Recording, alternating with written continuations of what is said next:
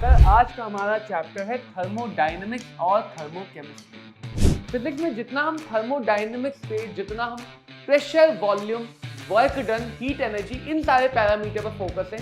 मतलब फिजिक्स में क्या है, हम बाहर से देख रहे हैं, सराउंडिंग से, और केमिस्ट्री में हम सिस्टम के अंदर से देख रहे हैं, रिएक्शन के अंदर बैठ के खुद को बीकर के अंदर बैठा दो, तब देख रहे हैं आराम से बाहर हाँ क्या होगा। और इस पेन का कुछ मास होगा, मान लेते हैं 5 ग्राम, 10 ग्राम, 10 ग्राम मान लेते हैं। अब अगर मैं ये देखूं तो ये पेन 100 न्यूटन का, जी की वैल्यू 10 मान, पर मोल बताया इंटेंसिव हो गया, पर ग्राम बताया इंटेंसिव हो गया, पर मोल बताया इंटेंसिव हो गया, डायरेक्टली बताया एक्सटेंसिव रहा। मास को फिक्स कर दिया, 1 किलोग्राम, मास को स्पेसिफाई कर दिया। तो अगर मैं 1 किलोग्राम बॉडी की कैपेसिटी बता रहा हूं तो उसको बोलते हैं स्पेसिफिक कैपेसिटी। तुम कितनी भी एनर्जी दे दो, सिस्टम का टेम्परेचर नहीं बदलेगा। इसका मतलब बिना एनर्जी दिए टेम्परेचर बदल जाएगा, उसकी कैपेसिटी है ही नहीं, कैपेसिटी से पहले ही वो टेम्परेचर बदल गया। तो कैपेसिटी इनफाइनाइट है, कैपेसिटी जीरो है।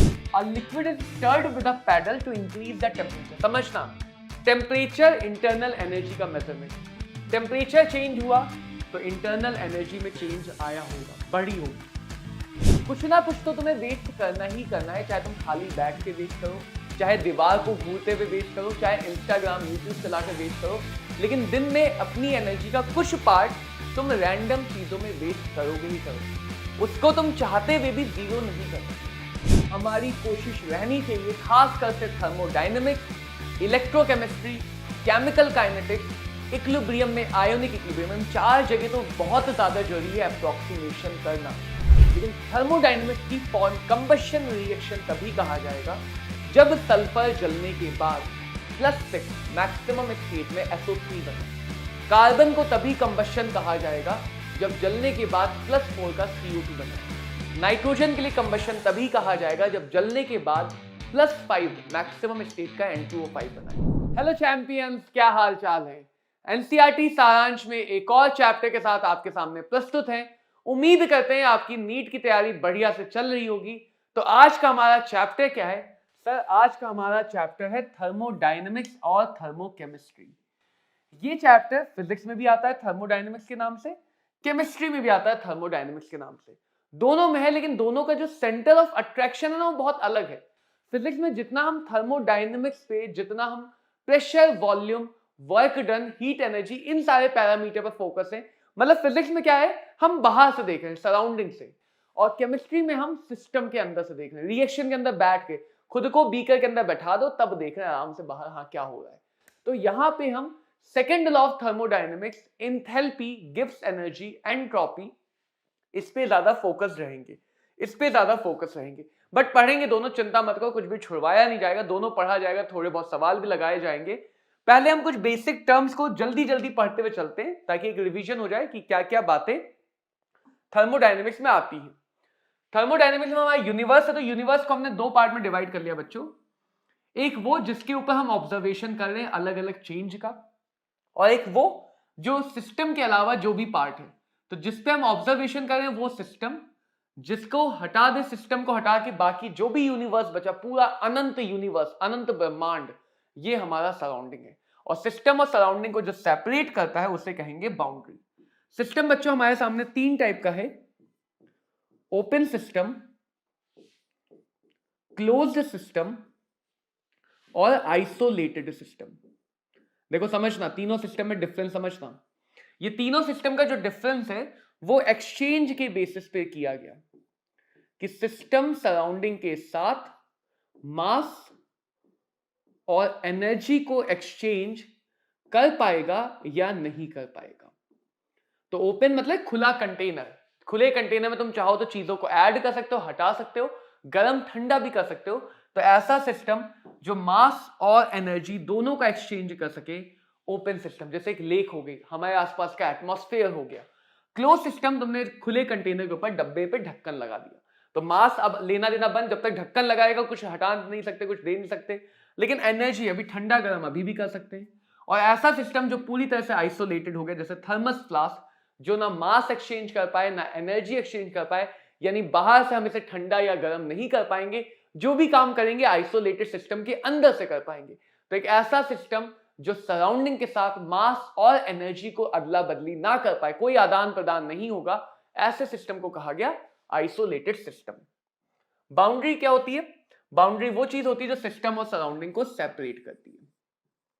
तो हम यूनिवर्स के 3 पोर्शन करते हैं, सिस्टम, सराउंडिंग और सिस्टम सराउंडिंग के बीच का पार्टीशन विच इज बाउंड्री।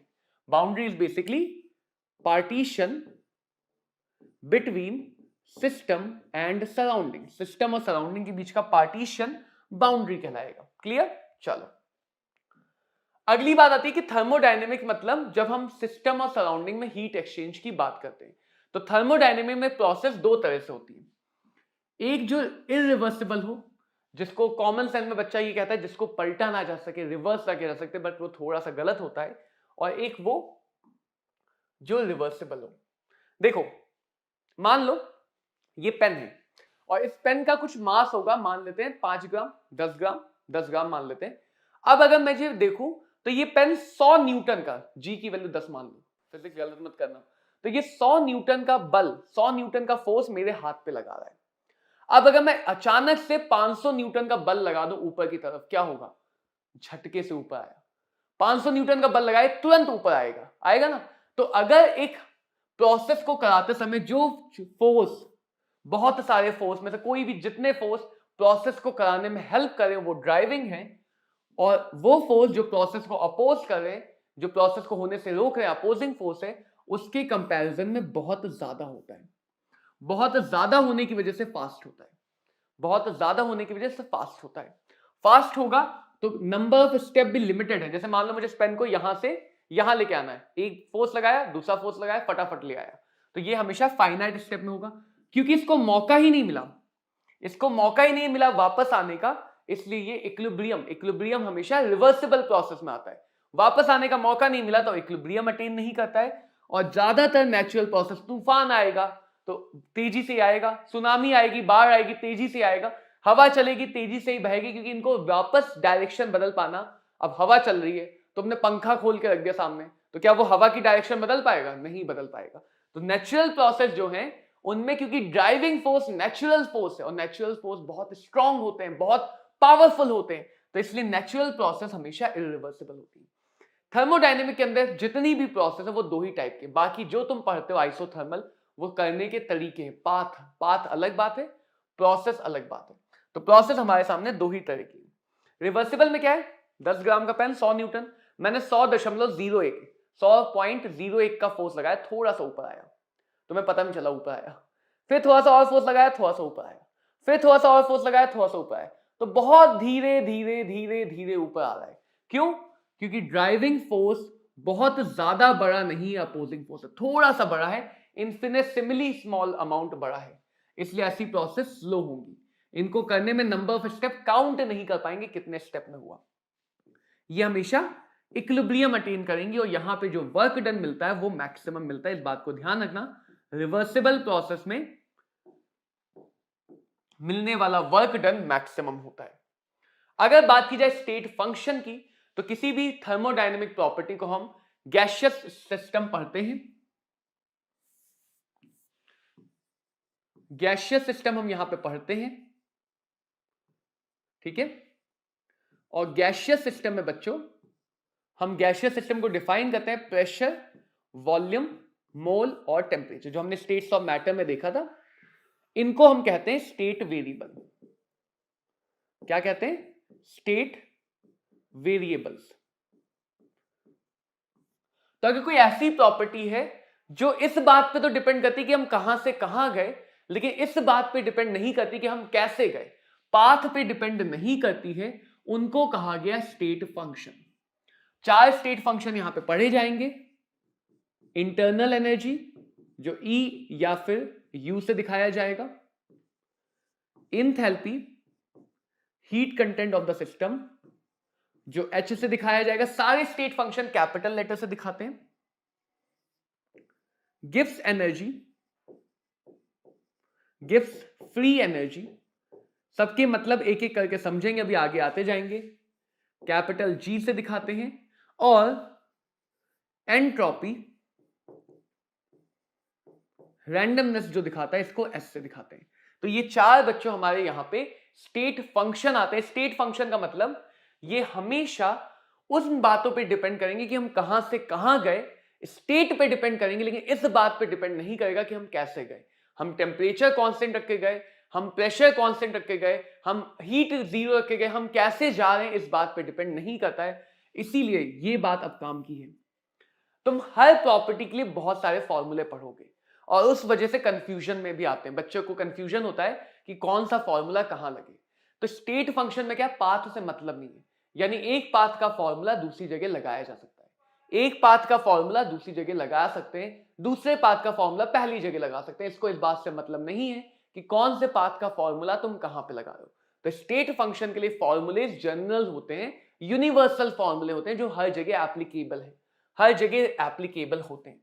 इनके जो फॉर्मूले उनको मैं लिख देता हूं कि ये हमारे यूनिवर्सल फॉर्मूले होते हैं।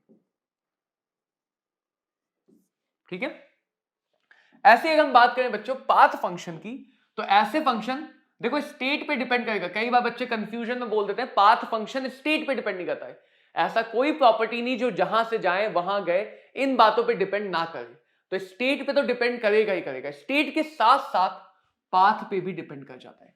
स्टेट के साथ साथ हम कैसे कर रहे हैं उस बात पे भी डिपेंड करता है। ऐसे फंक्शंस को बच्चों कहा जाता है पाथ फंक्शन। ऐसे फंक्शंस को कहा जाता है पाथ फंक्शन, और ऐसे फंक्शन जो सिर्फ स्टेट पे डिपेंड करते हैं उनको कहा जाता है स्टेट फंक्शन। ये दो पढ़े जाएंगे, हीट फ्लोन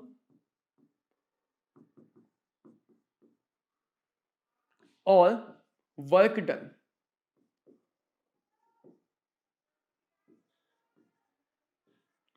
देखो एक बात समझना, अगर मैं तुमसे कभी भी हीट या वर्क की डेफिनेशन पूछूं तो तुम फॉर्मूला बता पाओगे। हो सकता है बहुत कम बच्चे ऐसे हो जो इनकी एक्चुअल मतलब बता पाए। तो इनका एक्चुअल मतलब समझ लो, फॉर्मूला तो हमें पता है work done force multiplied by displacement, लेकिन वर्क डन के डेफिनेशन क्या है। जैसे काइनेटिक एनर्जी की डेफिनेशन देते हो ना, energy which is responsible for motion, potential energy, energy which is because of position. Work की ऐसी कोई डेफिनेशन कभी सुनी है, या हीट की ऐसी कोई डेफिनेशन सुनी है?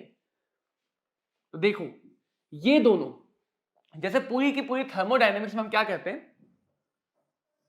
कि ये हमारे पास सिस्टम है, ये क्या है, सिस्टम है, ये बाहर का एरिया सराउंडिंग है, आसपास का वातावरण। अब सिस्टम के पास अपनी कोई एनर्जी होगी, सराउंडिंग के पास अपनी कोई एनर्जी होगी, राइट। और थर्मोडायनेमिक, डायनेमिक का मतलब आना जाना, मोशन। थर्मोडायनेमिक में यही एनर्जी का आदान प्रदान, एक्सचेंज होता है। या तो हम एनर्जी को समझेंगे कि कैसे सिस्टम से सराउंडिंग में गई या कैसे सराउंडिंग से सिस्टम में आई। तो एनर्जी के आने जाने को समझा जाता है, एनर्जी के फ्लो को तो समझा जाता है। और एनर्जी फ्लो के जो मेथड है या जो तरीके हैं वो तरीके ये हैं, यानी वर्क और हीट एनर्जी को रिप्रेजेंट नहीं करते। वर्क और हीट बच्चों एनर्जी को रिप्रेजेंट नहीं करते, ये हमेशा एनर्जी के फ्लो को रिप्रेजेंट करते हैं। यानी अगर तुम्हारे पास एक सिस्टम है, तुम उस अकेले सिस्टम के लिए बता ही नहीं सकते हो कि उसके पास कितना वर्क है या उसके पास कितनी हीट है, नहीं बता सकते हो। तुम ये जरूर बता सकते हो कि उसके ऊपर कितना वर्क किया गया, यानी कितनी एनर्जी वर्क के रूप में उसके तरफ आई, या उससे कितनी हीट ली या दी गई, कितनी एनर्जी हीट के फॉर्म में उसके पास आई या गई। तो हीट और वर्क कभी भी हम ये नहीं बता सकते कि कितना हमारे पास प्रेजेंट है, हम सिर्फ इतना बता सकते हैं कि कितना एनर्जी गया या आया in the form of heat और work, in the form of heat और वर्क। तो इनको बहुत अच्छे समझना ज्यादा जरूरी हो जाता है। पाथ फंक्शन है, यानी अलग अलग पाथ पे अलग अलग तरह से काम करेंगे। तो एक पाथ का फॉर्मूला, एक पाथ का फॉर्मूला दूसरे पाथ पे अप्लाई नहीं कर सकते। हम एक पाथ का फॉर्मूला दूसरे पाथ पे अप्लाई नहीं कर पाएंगे। किसके लिए? पाथ फंक्शन के लिए। तो हमें यह बात समझनी है स्टेट फंक्शन और पाथ फंक्शन में क्या डिफरेंस है। स्टेट फंक्शन और पाथ फंक्शन में क्या डिफरेंस है, आगे बढ़ते हैं। इंट्रिंसिक और एक्सट्रिंसिक, इंट्रिंसिक या इंटेंसिव बोलते हैं, इसको ऐसे याद रख सकते हो कि वो प्रॉपर्टी जो मास पे डिपेंड नहीं करती है, वो इंट्रिंसिक, और दूसरी जो मास पे डिपेंड करती है, जो मास पे डिपेंड करती है, वो एक्सट्रिंसिक। तो हमारे सामने प्रॉपर्टी को स्टेट और पाथ में डिफाइन किया गया और इंट्रिंसिक और एक्सट्रिंसिक में भी डिफाइन किया गया। जैसे वॉल्यूम, क्वांटिटी कभी भी हो, चाहे एनर्जी की, चाहे एंट्रोपी की, कोई भी क्वांटिटी हो, वो क्वांटिटी सारी की सारी कैसी होती है? Extrinsic properties, mass dependent. Volume quantity दिखाता है कितना स्पेस।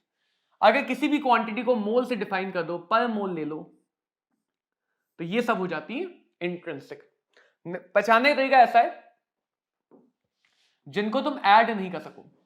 अगर मैं कहूं एक कंटेनर है, बीच में पार्टीशन लगा है, इधर का टेम्परेचर 25 डिग्री, इधर का टेम्परेचर 25 डिग्री, बीच में से पार्टीशन हटा दो, टेम्परेचर कितना होगा? 50 तो नहीं बोलोगे ना।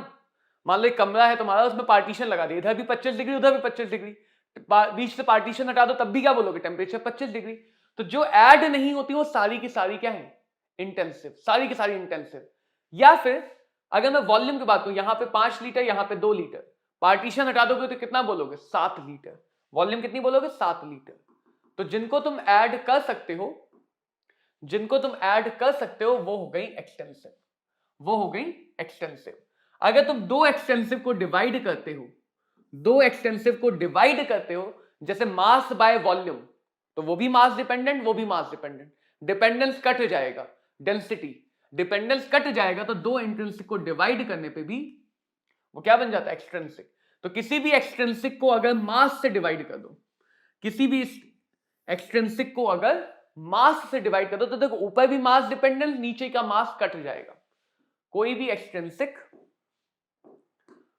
एक्सट्रिंसिक डिवाइडेड बाय मास, ये भी मास पे डिपेंड करेगा, मास मास कट जाएगा, मास इंडिपेंडेंट। तो किसी भी एक्सट्रिंसिक को अगर तुम रेशियो लेते हो, या एक एक्सट्रिंसिक को मोल पर ग्राम बताते हो, देखो पर मोल बताया इंटेंसिव हो गया, पर ग्राम बताया इंटेंसिव हो गया, पर मोल बताया इंटेंसिव हो गया, डायरेक्टली बताया एक्सटेंसिव रहा। Volume extensive, energy extensive, capacity extensive.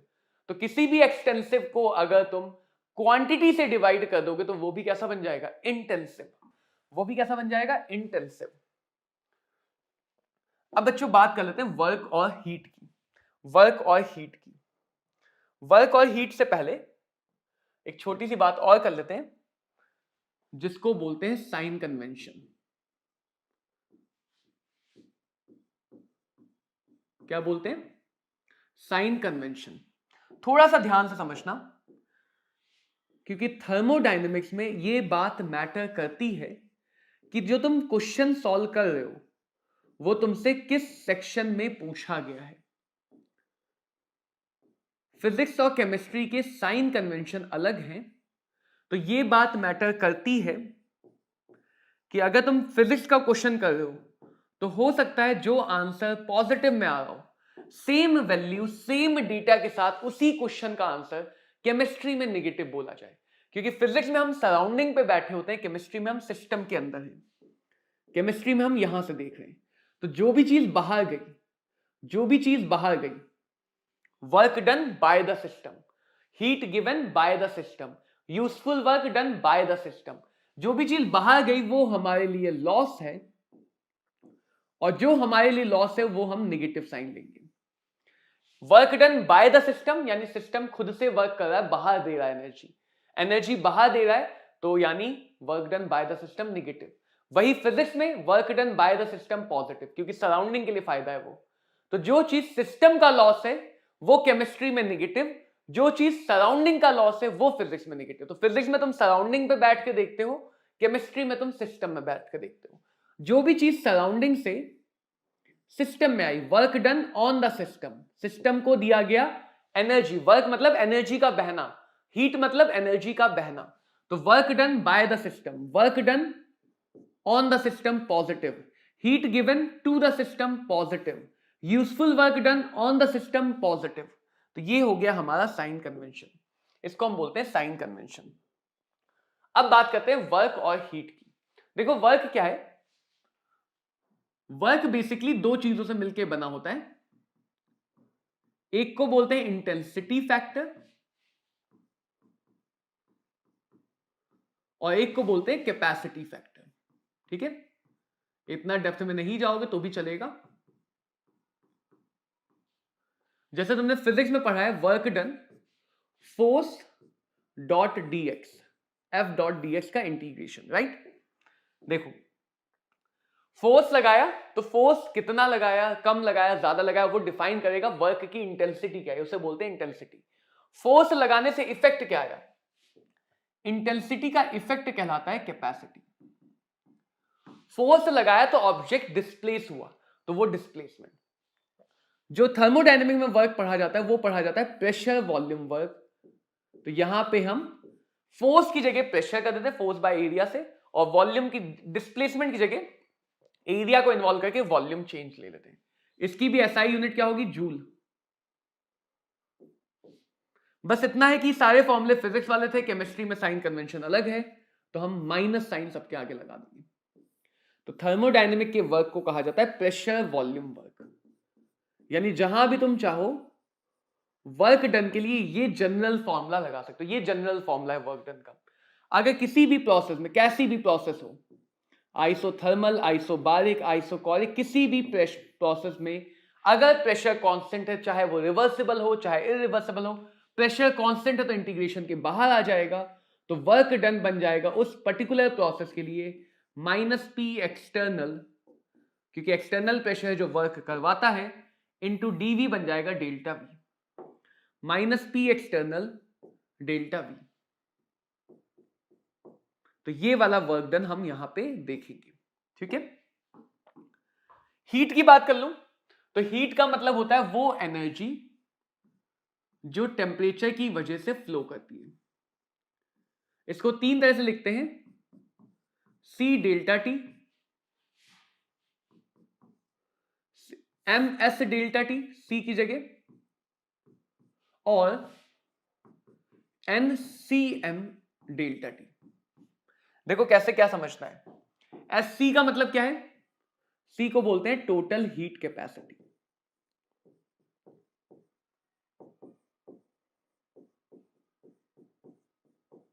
तो हीट बेसिकली वो एनर्जी है जो टेम्परेचर के डिफरेंस की वजह से फ्लो करती है। ठीक है, एस को क्या बोलते हैं,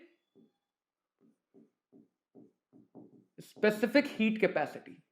क्या बोलते हैं, स्पेसिफिक हीट कैपेसिटी। सीएम को क्या बोलते हैं, molar heat capacity. Simple word में बोलूं तो हीट कैपेसिटी का मतलब कितनी कैपेसिटी है, कितना ज्यादा स्ट्रेंथ है सिस्टम के अंदर हीट को होल्ड करने का। जिसकी कैपेसिटी ज्यादा है उसको तुम ज्यादा एनर्जी दे सकते हो, ज्यादा एनर्जी हीट के फॉर्म में दे सकते हो। जिसकी कैपेसिटी कम है उसको तुम कम दे सकते हो। सब कैपेसिटी है, इसकी यूनिट देखो, इसकी यूनिट आएगी जूल पर केल्विन, एसआई यूनिट। इसकी यूनिट देखो जूल, मास के लिए किलोग्राम, टेम्परेचर के लिए केल्विन। इसकी यूनिट देखो जूल पर मोल केल्विन। ये इनका मतलब है, मतलब पर किलोग्राम। यानी कि मैं 1 किलोग्राम बॉडी की कैपेसिटी बता रहा हूं, मास को फिक्स कर दिया, 1 किलोग्राम मास को स्पेसिफाई कर दिया। तो अगर मैं 1 किलोग्राम बॉडी की कैपेसिटी बता रहा हूं तो उसको बोलते हैं स्पेसिफिक कैपेसिटी, जहां पे मास स्पेसिफाइड है। पर मोल, पर मोल मतलब 1 मोल। अगर मैं 1 मोल की कैपेसिटी बता रहा हूं तो उसको बोलते हैं molar specific heat capacity, molar specific heat capacity. क्या मतलब, 1 मोल के लिए बताओ, दोनों के दोनों इंटेंसिव हो गए क्योंकि मास और मोल यहां पे 1 कर दिया, डिवाइड कर दिया। अगर पूरी जितनी बॉडी ली, 10 ग्राम ली तो 10 ग्राम की, 5 ग्राम ली तो 5 ग्राम की, पूरी बॉडी की कैपेसिटी बता रहा हूं तो उसको बोलते हैं टोटल कैपेसिटी। कैसे पहचानोगे कब कौन सा फॉर्मूला लगाना है, वैसे तो ज्यादातर हम यही वाला यूज करेंगे, ये फॉर्मूला हर जगह काम करेगा। अभी जो भी फॉर्मूले पढ़े हैं वो जनरल फॉर्मूले हैं, थर्मोडायनेमिक्स में फॉर्मूला शीट बनाते चलो, काम आएगी।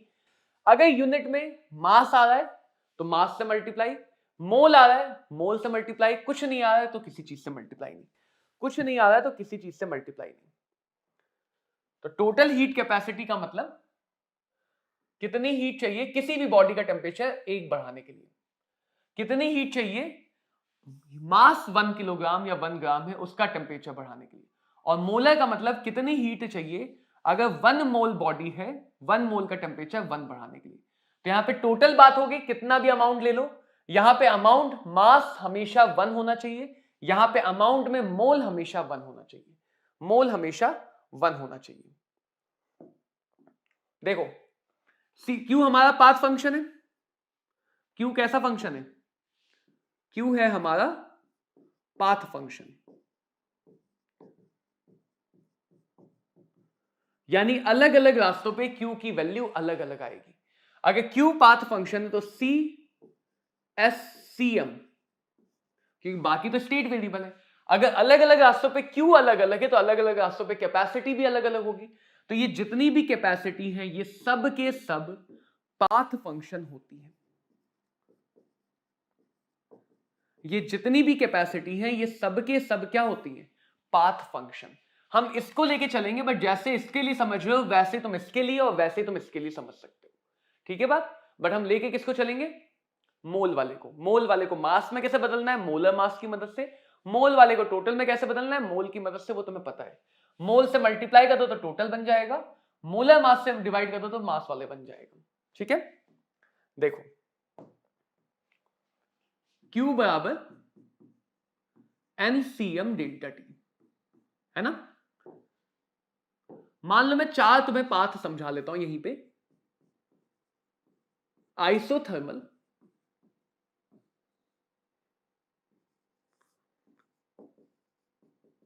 एडियाबेटिक,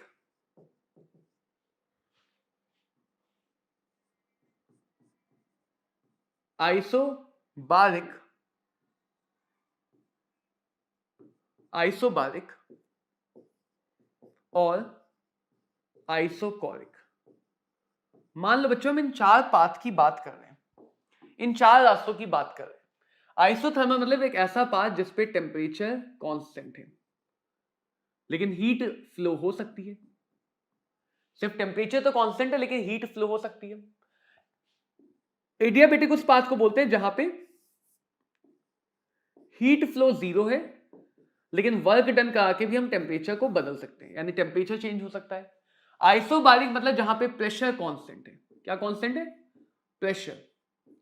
तो अगर प्रेशर कांस्टेंट है तो हम क्यू या डेल्टा टी पे कोई कमेंट नहीं कर सकते हैं, तो इनकी वैल्यू आ भी सकती नहीं भी आ सकती है। मतलब हर पाथ हमें क्यू और डेल्टा टी के क्या बारे में क्या बता रहा है वो हम जानना चाह रहे हैं। अलग अलग 4 रास्तों पे क्यू और डेल्टा टी के बारे में क्या इंफॉर्मेशन मिल रही है वो हम जानना चाह रहे हैं।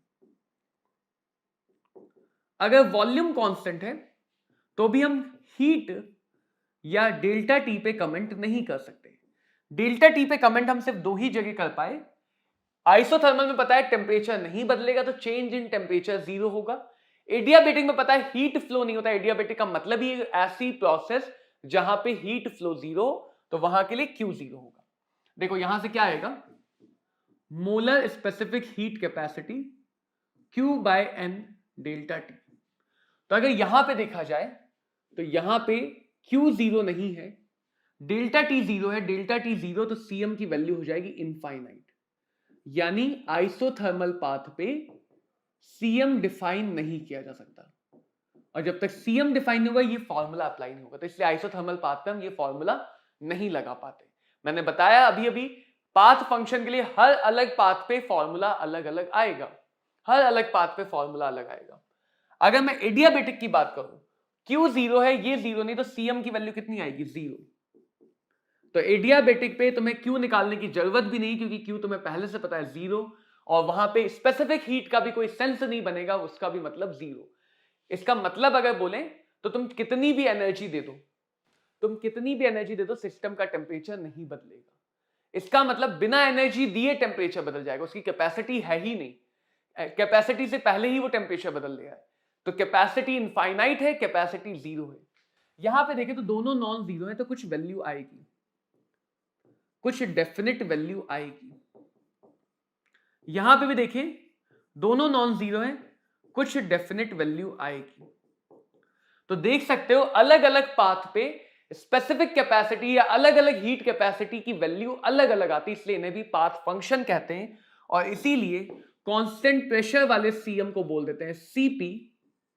तो अब तुम्हें ये रीजन समझ में आएगा कि क्यों हम Cp और Cv पढ़ते हैं। वरना पढ़ते तो सालों से आए थे, मुझे नहीं लगता तुमने आज तक कभी सोचा होगा कि हम सीएम क्यों पढ़ते हैं, सीपी सीवी अलग अलग क्यों पढ़ते हैं, या अलग अलग पॉइंट पे कैपेसिटी अलग अलग क्यों है। क्योंकि अलग अलग रास्ते पे क्यू अलग अलग है, ये सेम रहेगा, ये स्टेट वेरिएबल है, ये नहीं बदलेंगे। बट अलग अलग रास्ते पे क्यू अलग अलग होगा, तो अलग अलग रास्ते पे सीएम अलग अलग होगा, और इसको बोलते हैं heat capacity at constant volume. ऐसे ही तुम स्पेसिफिक में भी कांस्टेंट प्रेशर कांस्टेंट वॉल्यूम 2 बता सकते हो, टोटल में भी कांस्टेंट प्रेशर कांस्टेंट वॉल्यूम 2 बता सकते हो। तो इनके लिए जो रिलेशन आते हैं वो फिजिक्स में आते हैं। एक को बोलते हैं Mayer's formula, CP minus CV is always greater is equal to R, molar की बात करें। दूसरे को बोलते हैं Poisson's ratio, CP by CV is equal to gamma, gamma is a Poisson's ratio, gamma is Poisson's ratio, ठीक है। और सीवी को लिख सकते हो, CV degree of freedom by 2r, CP को लिख सकते हो, सीवी की वैल्यू रख दो, यहां पे आ जाएगा f/2 प्लस 1r, और गामा लिख सकते हो, यहां पे सीपी सीवी दोनों रख दो, तो गामा आ जाएगा 1 + 2/f। एक ही चीज को अलग अलग तरह से बस पढ़ा जा रहा है। और अगर देखो यहां से सीपी निकालो, तो सीपी इज इक्वल टू लिख सकते हो गामा सीवी, लिख सकते हो। इसको पहली इक्वेशन में रख दो, gamma CV minus CV is equal to R, तो एक और सेट ऑफ फॉर्मूला बनता हुआ दिखेगा, एक और सेट ऑफ फॉर्मूला बनते हुए दिखेगा, CV is equal to R divided by gamma -1, CV is equal to R divided by gamma -1। समझ में आ गया कैसे? गामा -1 कॉमन आ गया, सीवी कॉमन लोगे, गामा -1 वो आर के डिवाइड में, और ये सीवी अगर यहां पे रख दो तो सीपी आ जाएगा gamma R divided by gamma -1। तो तुम्हें कई बार अलग अलग तरह से ये चीजें दिखाई देती हैं। देखो 3 डब्बे हैं, तीनों में से कोई भी एक डब्बा याद कर लो, कोई भी एक, बाकी सब तुम वहां से निकाल लोगे।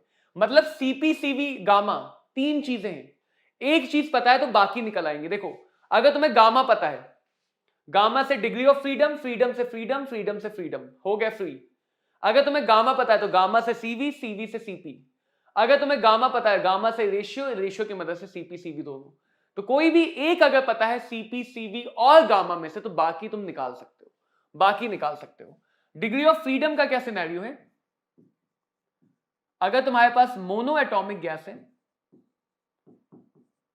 तो उसकी डिग्री ऑफ फ्रीडम हम 3 लेंगे, जैसे हीलियम, नियॉन, ऐसी गैसेस हैं, तो सीवी है 3/2r, सीपी है 5/2r, और गामा है 5/3। गामा हमेशा 1 से बड़ा होगा, गामा हमेशा 1 से बड़ा होगा, क्योंकि सीपी हमेशा सीवी से बड़ा है। ऐसे अगर डाई एटॉमिक गैस है, oxygen, carbon monoxide, nitric oxide, diatomic gas के लिए डिग्री ऑफ फ्रीडम है 5। और अगर ट्राई एटॉमिक गैस है, ये फिजिक्स में आते हैं काम, ये सब केमिस्ट्री में काम नहीं आएंगे, फिजिक्स में काम आएंगे। ट्राई एटॉमिक गैस है,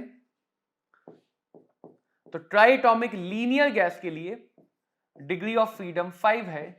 ट्राई एटॉमिक नॉन लीनियर जैसे ओजोन जैसी गैस के लिए डिग्री ऑफ फ्रीडम 6 है। तो चाहे तो हम डायरेक्टली अगर मुझे बता दिया जाए कि ये गैस है, मान लो मुझसे कह दिया जाए ओजोन गैस की बात है, तो ओजोन गैस नॉन लीनियर, ऐसी होती है ना bent shape, non linear, degree of freedom 6, CV की वैल्यू 6/2r, सीपी की वैल्यू 8/2r यानी 4, और गामा की वैल्यू 8/6 या 4/3। तो हम किसी भी गैस के लिए सीपी सीवी गामा निकाल सकते हैं अगर हमें उसकी एटॉमिसिटी पता है तो। अगर हमें उसकी एटॉमिसिटी पता है तो हम क्या निकाल सकते हैं? CP CV. अब बात आती है इंटरनल एनर्जी। दो हमने अच्छे समझ लिया, हीट क्या होता है, वर्क क्या होता है। फर्स्ट लॉ में 3 ही पैरामीटर, हीट, वर्क और एनर्जी। एनर्जी क्या होता है? किसी भी सिस्टम की टोटल एनर्जी। तो इंटरनल एनर्जी आता है NCV/T, या इसको हम लिख सकते हैं delta E is equal to NCV/ΔT, जो तुम समझ सकते हो कि डेल्टा E कांस्टेंट वॉल्यूम की हीट भी दिखा सकता है। डेल्टा ई या इंटरनल एनर्जी दो बातों पर डिपेंड करता है, दिखेगा क्वांटिटी पे और टेम्परेचर पे। क्वांटिटी और टेम्परेचर पे। इंटरनल का मतलब क्या है? किसी भी सिस्टम की खुद की एनर्जी, किसी भी सिस्टम की खुद की एनर्जी। CV की जगह 3/2 F रख दो तो एक फॉर्मूला ये भी बन जाएगा 3/2 नहीं F/2 F/2 NR delta T, या फिर CV की जगह R/γ-1 भी रख सकते हो। तो ये सब एक ही फॉर्मूले हैं। ऐसा नहीं कि तुम्हें तीनों याद करना है, तुम्हें ये याद करना है, उससे तुम्हें बदलना आना चाहिए, उससे तुम्हें बदलना आना चाहिए। अगर कहीं पे जरूरत पड़ी तो, कहीं पे जरूरत पड़ेगी तो बदलना आना चाहिए। अब बात करेंगे बच्चों थर्मोडायनेमिक्स के लॉ की, फिर हम इन क्वेश्चनों को समझेंगे। पहला लॉ आता है जीरोथ लॉ ऑफ थर्मोडायनेमिक्स। बहुत सिंपल सा है। मान लो एक बॉडी है ए और दूसरी बॉडी है बी, और एक और बॉडी है सी। ठीक है, तो बस तीन बॉडी है, बॉडी ए, बॉडी बी, बॉडी सी।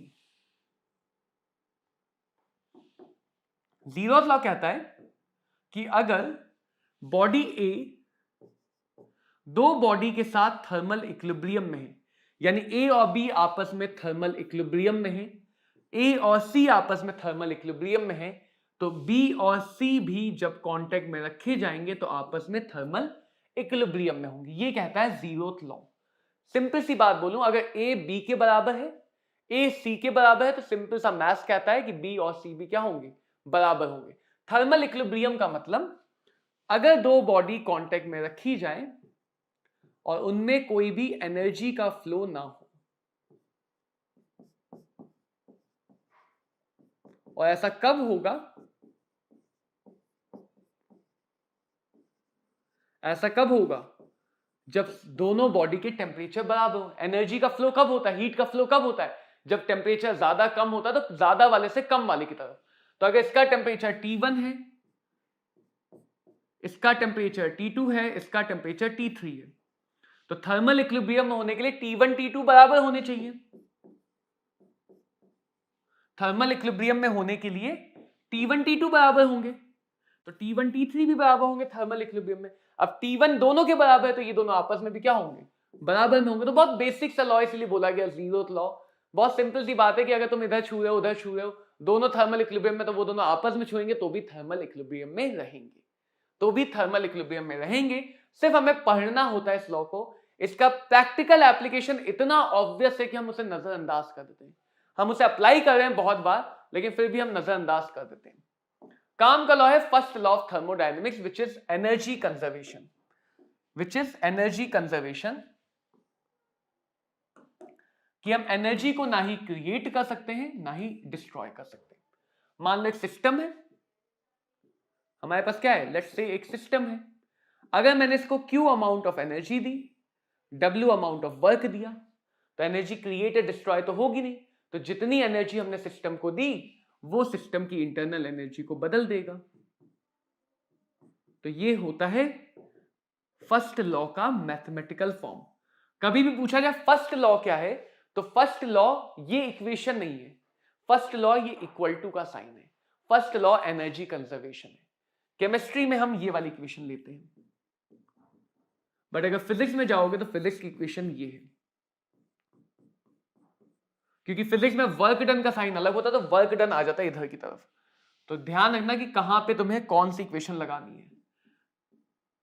ऐसा मत करना वर्क केमिस्ट्री के अकॉर्डिंग निकाल लो, इक्वेशन फिजिक्स की लगा लो, गलत हो जाएगा।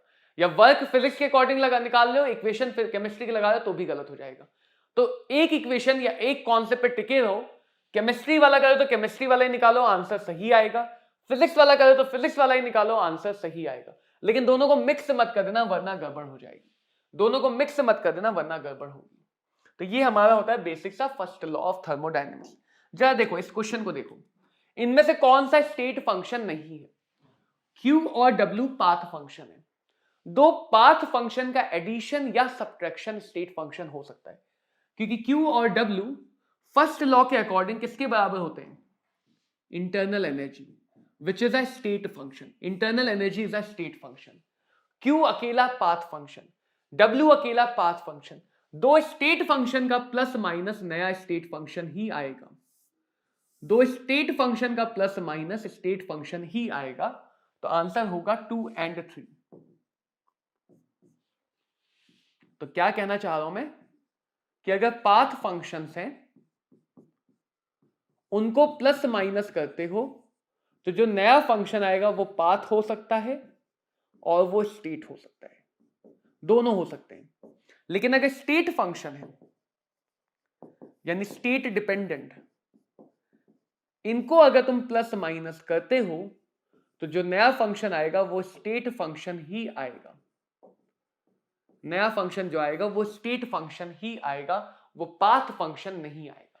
ये वैसा ही है कि दोनों के पाथ डिपेंडेंस हो सकता है प्लस माइनस करने पे कैंसिल आउट हो जाए, दोनों की पाथ डिपेंडेंस प्लस माइनस करने पे हो सकता है कैंसिल आउट हो जाए, इसलिए ऐसा मिलता है। तो Q प्लस W देखने में लग सकता है कि पाथ फंक्शन है, स्टेट फंक्शन नहीं है, बट वो भी एक्चुअल में स्टेट फंक्शन होता है। In a closed insulated container a liquid is stirred with a paddle to increase the temperature। समझना, टेम्परेचर इंटरनल एनर्जी का मेजरमेंट है, टेम्परेचर चेंज हुआ तो इंटरनल एनर्जी में चेंज आया होगा, बढ़ी होगी। तुमने पैडल की मदद से लिक्विड पे वर्क किया तो सीधे सीधे बता सकते हो कि work done on the liquid है तो वर्क डन भी पॉजिटिव होगा। कंटेनर इंसुलेटेड है तो Q जीरो नहीं, Q जीरो होगा। अगर तुम्हें ये भी पता है Q जीरो, देखो अगर Q W और E में से, थर्मोडायनेमिक्स में बच्चे कंफ्यूज होते हैं क्योंकि उन्हें लगता है कि इस क्वेश्चन में यही तरीका लगता है, ऐसा नहीं है, ये मैंने लैंग्वेज से समझा। अब देखो Q जीरो है, कैसे पता, इंसुलेटेड, तो मैं फर्स्ट लॉ से भी कह सकता हूं डेल्टा E बराबर Q प्लस W, ये सब हमेशा वैलिड होते हैं first law of thermodynamics. Q zero है तो डेल्टा E बराबर W। अभी तक हमने जितने फॉर्मूले, जितनी बातें पढ़ी हैं वो सब हमेशा वैलिड है। अभी तक हमने कोई भी बात एक पर्टिकुलर पाथ के लिए नहीं पढ़ी, तो जब आगे चल के पाथ डिपेंडेंट बातें पढ़ेंगे तब ऐसा होगा कि एक ही जगह वैलिड होगा, फिलहाल हर बात हर जगह वैलिड है। तो डेल्टा E और डेल्टा W बराबर हैं, जो जीरो नहीं होंगे क्योंकि टेम्परेचर बदल रहा है, Q जीरो होगा, Q जीरो होगा। करेक्ट इक्वेशन कौन सी मेरे ख्याल से तुम ढूंढ सकते हो, इस पे मैं नहीं जाऊंगा। अब मैं बात करने आ रहा हूं पाथ ऑफ द प्रोसेस। समझना, अब जो भी बातें की जाएंगी, यहां से जो भी बातें की जाएंगी वो बातें बच्चों पाथ स्पेसिफिक हैं।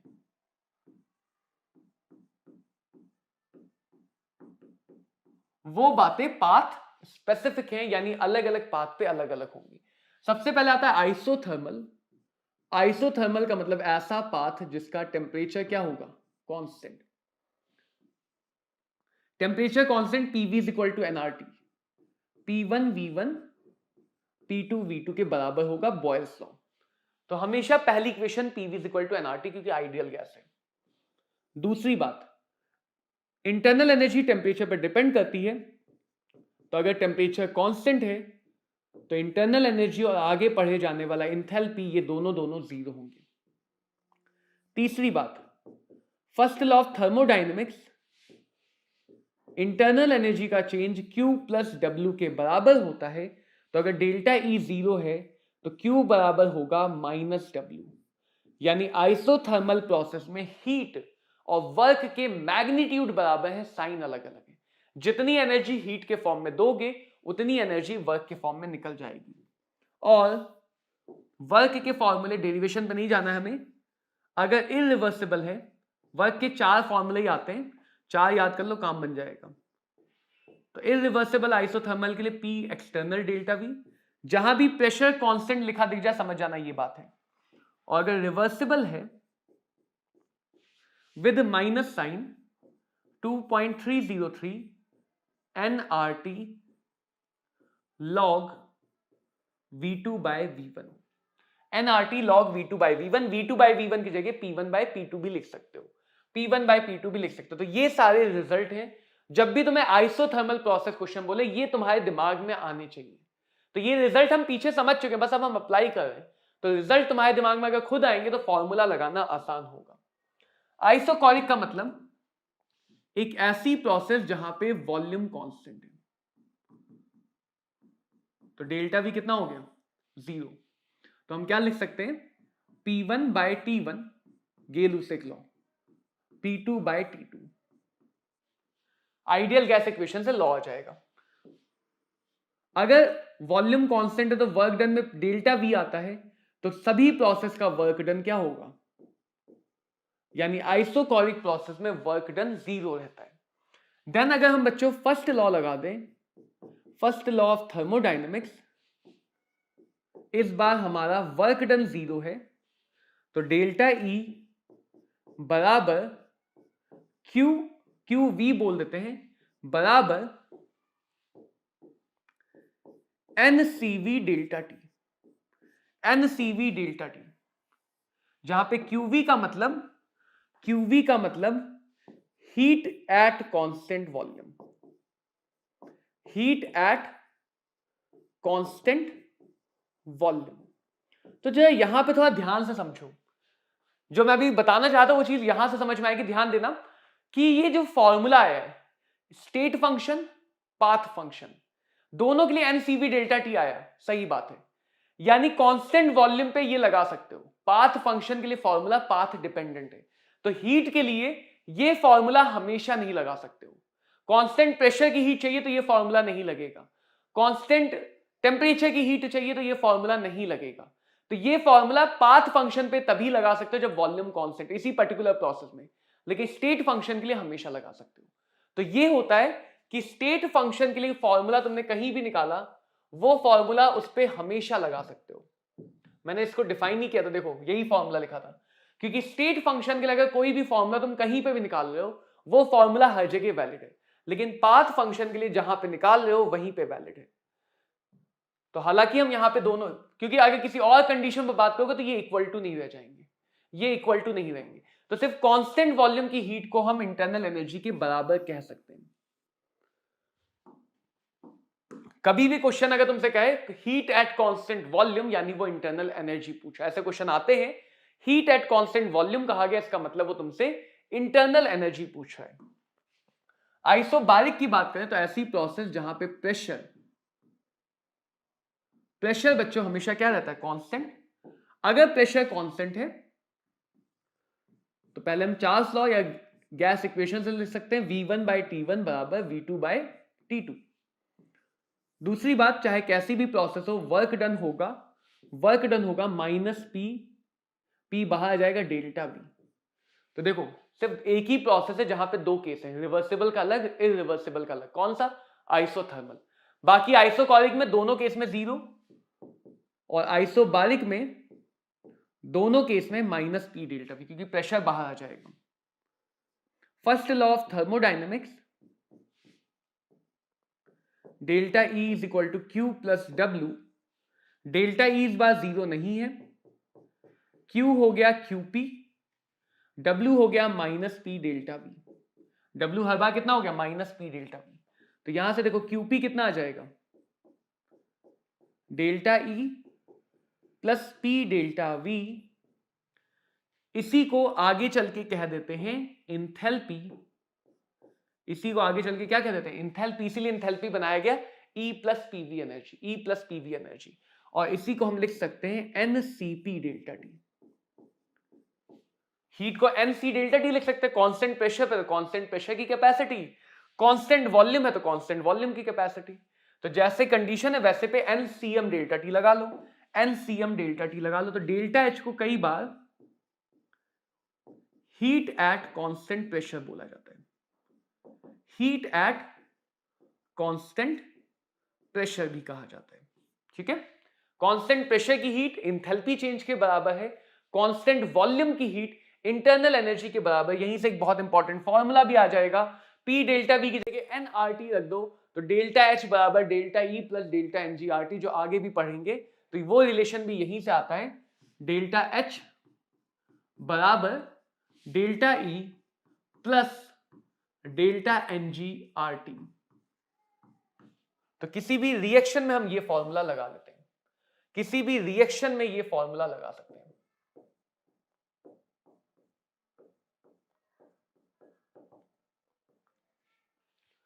बहुत ज्यादा इंपॉर्टेंट फॉर्मूला है,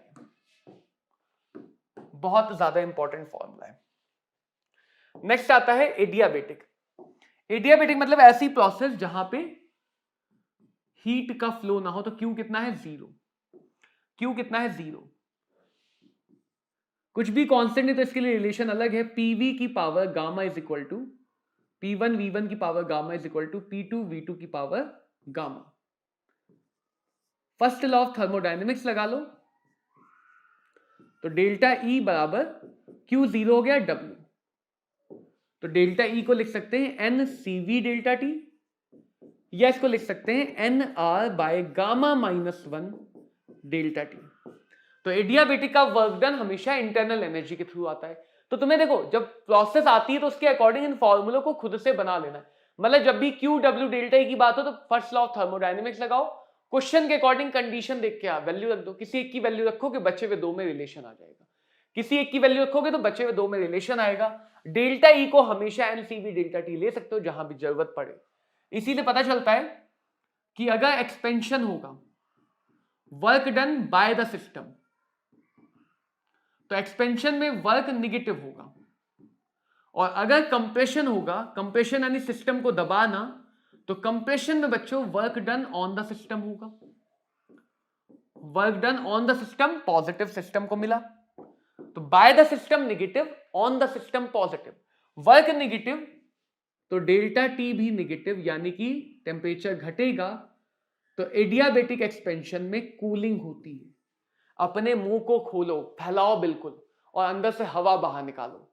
तो अंदर की जो कंप्रेस्ड हवा है वो बाहर आके एक्सपैंड होगी, और अगर वो एक्सपैंड होगी तो तुम्हें एहसास होगा कि वो हवा ठंडी हो गई, वो हवा ठंडी हो गई।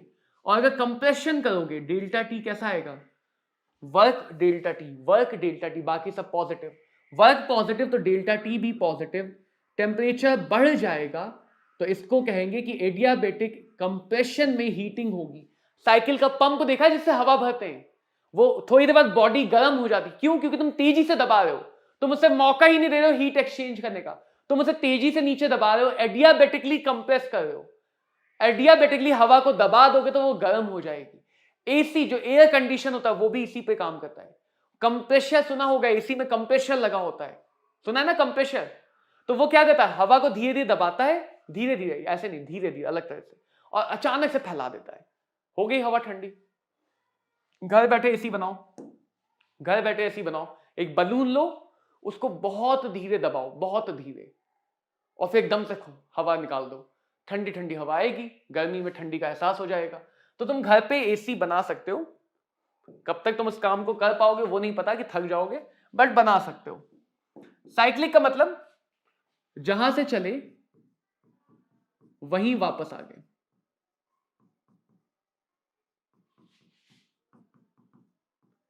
साइक्लिक का मतलब बच्चों जहां से चले वहीं वापस आ गए। तो किसी भी साइक्लिक प्रोसेस पे जब स्टेट बदली ही नहीं तो स्टेट फंक्शन का जो चेंज है वो भी कितना होगा? 0। तो किसी भी साइक्लिक प्रोसेस के लिए स्टेट फंक्शन का चेंज 0 होता है। कितना होता है? 0 होता है। ठीक है बात? देखो, अंडर आइसोथर्मल कंडीशन, आइसोथर्मल बोला, अगर कांस्टेंट प्रेशर बोल दिया, against a pressure constant pressure बोल दिया, तो वर्क डन का फॉर्मूला -P डेल्टा V ही लगेगा। P देखो कितना है, P है हमारे पास 2 बार। वॉल्यूम चेंज हमेशा फाइनल माइनस इनिशियल रखो, हमेशा फाइनल माइनस इनिशियल। तो फाइनल है 0.25, इनिशियल है 0.1, तो ये आ जाएगा -3 बार लीटर। बार लीटर ऐसा यूनिट नहीं, यूनिट पे बहुत ध्यान देना इस चैप्टर में। बार लीटर में कितने जूल्स? ये आ जाएगा 0.3। बार लीटर में कितने जूल? 100 जूल। तो ये आ जाएगा 100 से मल्टीप्लाई करके -30 जूल। -30 जूल, ऑप्शन बी सही आंसर होगा। साइन को रखोगे तो साइन के साथ आंसर आएगा, माइनस साइन लेके चले, फाइनल माइनस इनिशियल किया, अपने आप पॉजिटिव अपने आप नेगेटिव आएगा, साइन के साथ देखा जाएगा। तो ऐसे क्वेश्चन तुम्हें मिलने के चांसेस ज्यादा हैं। फिर से देखो, आइसोथर्मल में ही दो फॉर्मूले हैं, या तो रिवर्सिबल या रिवर्सिबल। कभी भी प्रेशर के अगेंस्ट बोल दिया तो वो ऑटोमेटिकली इरिवर्सिबल होगी। कांस्टेंट प्रेशर वाला आइसोबारिक भी है, आइसोबारिक वाला फॉर्मूला लगा लो, -P डेल्टा V। P कितना है, प्रेशर है 10 टू द पावर 5 इस बार SI यूनिट में है। वॉल्यूम कितनी है, फाइनल वॉल्यूम है 10 to the power -2, initial volume है 10 to the power -3। 10 to the power -3 common ले लो तो इधर बचेगा 10, इधर बचेगा 1, ये आ गया -900 जूल। -900 जूल आएगा आंसर, ऑप्शन बी सही आंसर बन जाएगा। तो अलग अलग कंडीशन पे हमें वर्क, हीट, अगर यहीं पे हीट पूछते तो आइसोथर्मल के लिए डेल्टा ई कितना होता है 0, Q is equal to -W, work done -900 है तो Q +900 होगा। तो आइसोथर्मल के लिए वर्क और हीट दोनों साथ में निकलते हैं। डेल्टा ई 0 है तो वर्क और हीट दोनों के दोनों बच्चों साथ में निकलेंगे, दोनों के दोनों साथ में निकल जाएंगे। अब आता है इंथैल्पी।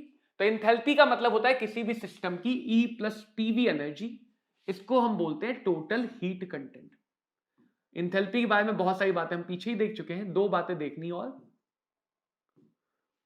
जो पीछे देखी तो वही बातें हैं इंथैल्पी के बारे में कि डेल्टा H ये QP के बराबर होता है, यानी कांस्टेंट प्रेशर की हीट इंथैल्पी को रिप्रेजेंट करती है, which is NCP delta T। इसीलिए अगर आइसोथर्मल है डेल्टा T 0 है तो डेल्टा H भी 0 होगा। और केमिकल रिएक्शन के लिए, एक केमिकल रिएक्शन के लिए बच्चों हम लोग डेल्टा H बराबर delta E plus delta NG, जैसे हमने इक्विलिब्रियम में निकाला था बिल्कुल वैसे ही निकालेंगे, डेल्टा NG RT लिख सकते हैं।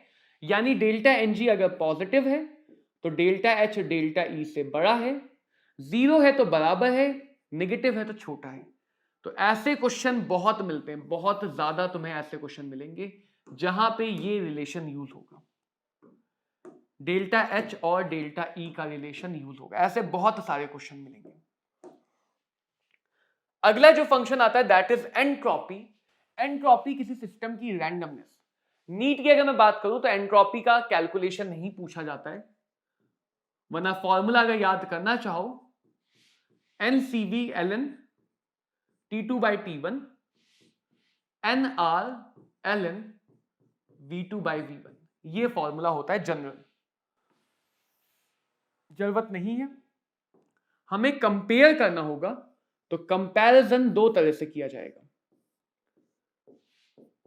पहली बात ये रहेगी कि अगर 3 स्टेट को देखें, सॉलिड, लिक्विड, गैस, एंट्रोपी का मतलब कितना रैंडम है।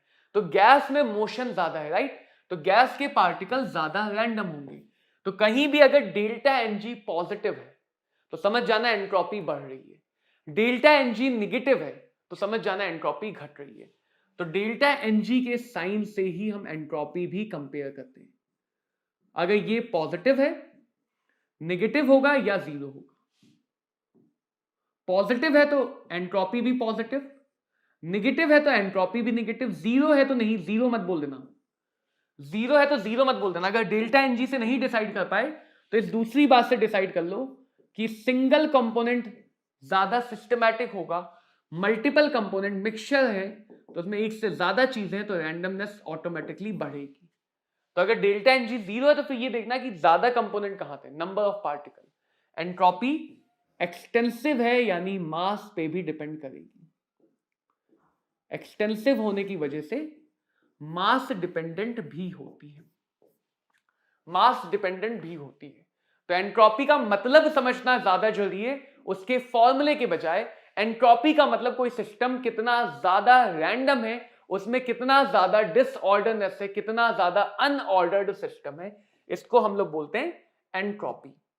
देखो किस रिएक्शन के लिए डेल्टा H और डेल्टा E बराबर होंगे, डेल्टा NG निकालते हैं पहले, जो आगे है वही मोल मान लेते हैं थर्मोडायनेमिक्स में, 2 मोल प्रोडक्ट, 2 + 1, डेल्टा NG का मतलब product minus reactant, delta NG का मतलब प्रोडक्ट माइनस रिएक्टेंट। तो ये क्वेश्चन कह रहा है assume each reaction is carried out in an open container, ठीक है भाई, for which reaction delta H will be equal to delta E। जब भी बच्चों क्वेश्चन आए डेल्टा H डेल्टा E का, अपने पास एक ही इक्वेशन है, delta H is equal to delta N G plus R T, delta H is equal to delta E plus delta N G R T. अब डेल्टा एन जी के sign पे depend करेगी सारी कहानी, क्योंकि हमारे पास दोनों को बराबर करना है। चलो देख लेते हैं डेल्टा एन जी निकाल के। पहले डेल्टा एन जी के लिए प्रोडक्ट साइड के गैसियस मोल 2 माइनस रिएक्टेंट साइड में 2 मोल यहां 1 मोल यहां। थर्मोडायनेमिक्स में जो रिएक्शन लिखी है हम वही मोल इंफॉर्मेशन एज्यूम कर लेते हैं। तो टोटल 3 मोल हो गए, तो हमें डेल्टा एन जी मिल गया +1। +1 का मतलब यहां पे कुछ ऐड होगा, और अगर ऐड होगा तो डेल्टा एच डेल्टा ई से बड़ा होगा। सेकेंड रिएक्शन में देखते हैं, प्रोडक्ट साइड में 2 मोल हैं, रिएक्टेंट साइड में टोटल गैसियस मोल 1 + 1 2। डेल्टा एन जी 0 हो गया तो ये पूरा टर्म 0 हो जाएगा या नहीं हो जाएगा? डेल्टा एच आ गया डेल्टा ई के बराबर। थर्ड में देख लेते हैं इसी तरह से, 2 + 1 3 -2। अब ये सॉलिड मत ले लेना, सॉलिड को डेल्टा एन जी में मत लेना, एन जी चीख के बता रहा है, गैसियस लेना है। तो 3 - 2 1, फिर से पॉजिटिव आया, एक मिनट रुकना, ये नेगेटिव आ रहा है, प्लस माइनस की थोड़ी सी गलती हो गई, कोई बात नहीं। फिर से पॉजिटिव आया तो डेल्टा एच डेल्टा ई से बड़ा होगा। ये -1 है, -1 नेगेटिव आ रहा है तो डेल्टा एच छोटा हो जाएगा डेल्टा ई से, क्योंकि माइनस है तो यहां पे कुछ माइनस हो जाएगा। इसी तरह इस रिएक्शन के लिए देखें, 2 मोल प्रोडक्ट साइड में, 1 मोल रिएक्टेंट साइड में, 2 - 1 डेल्टा एन जी आएगा 1, डेल्टा एच आएगा डेल्टा ई से ज्यादा। तो ऐसे क्वेश्चन हमें नीट एग्जामिनेशन में दिखते आए हैं, आगे भी दिखने की चांसेस हैं, और यहां पे इस रिएक्शन के लिए डेल्टा एच और डेल्टा ई बराबर आ जाएगा। चलो अगला एक और क्वेश्चन देख लेते हैं। इन एन एंडोथर्मिक मतलब ऐसी रिएक्शन जहां पे हीट एब्जॉर्ब होगी। वैसे तो ये बात बहुत बेसिक सी है, फिर भी हम एक बार लिख लें तो अच्छा रहता है। हीट एब्जॉर्ब हो रही तो ऐसी रिएक्शन के लिए सिस्टम गेन कर रहा है, और जब भी सिस्टम कुछ गेन करता है साइन हम लेते हैं पॉजिटिव, साइन लेते हैं पॉजिटिव।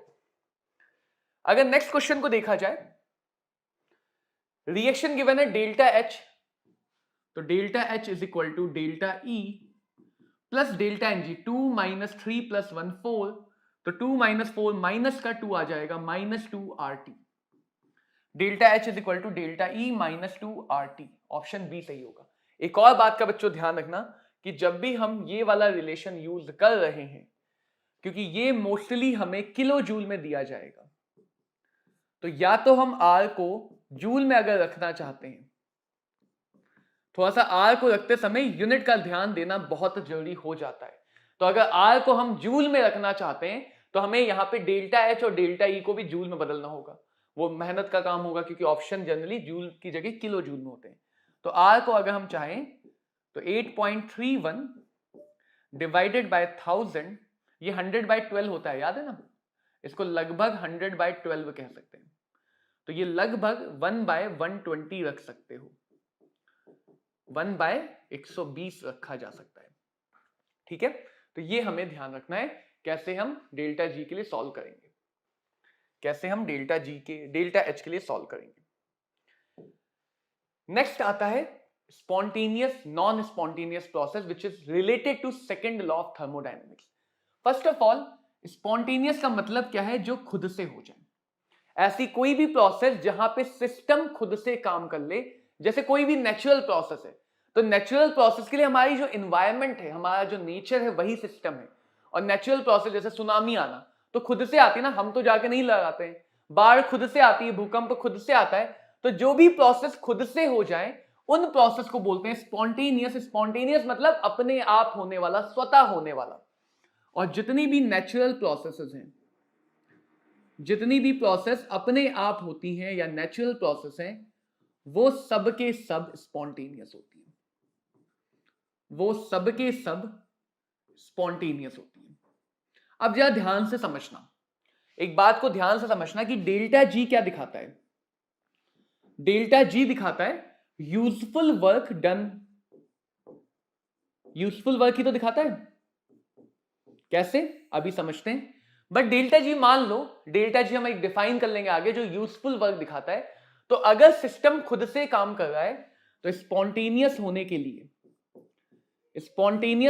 लिए यूजफुल वर्क बाय सिस्टम होना चाहिए। हाँ या ना? अगर सिस्टम खुद से काम कर रहा है तो स्पॉन्टेनियस होने के लिए यूजफुल वर्क बाय सिस्टम होना चाहिए। यूजफुल वर्क बाय सिस्टम होने का मतलब सिस्टम से बाहर जाएगा, लॉस होगा, और सिस्टम से जो भी लॉस है वो नेगेटिव होता है।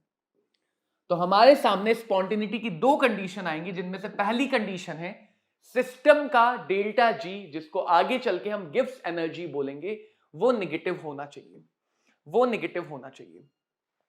तो यहां पे आता है अब second law of thermodynamics. Second law first law की लिमिटेशन को खत्म करता है। फर्स्ट लॉ हमें यह बताता है पानी ऊपर से नीचे गिरेगा तो भी एनर्जी कंजर्व्ड है, नीचे से ऊपर जाएगा तो भी एनर्जी कंजर्व्ड है, लेकिन ऊपर से नीचे अपने आप आ जाएगा ग्रेविटी से, नीचे से ऊपर हमें मोटर लगा के करना पड़ेगा। फर्स्ट लॉ एनर्जी कंजर्वेशन तो बता देता है बट उसकी डायरेक्शन नहीं बताता है, डायरेक्शन बताता है सेकंड लॉ।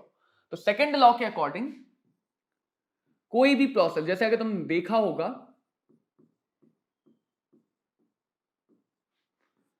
अगर तुम अपने घर में किसी भी चीज को अरेंज कर दो, बहुत सुंदर सुंदर सजा के रख दो, कुछ दिनों बाद तुम चाहे कितनी भी कोशिश करके रख लो, कुछ दिनों बाद सब कुछ अपने आप रैंडम हो जाता है।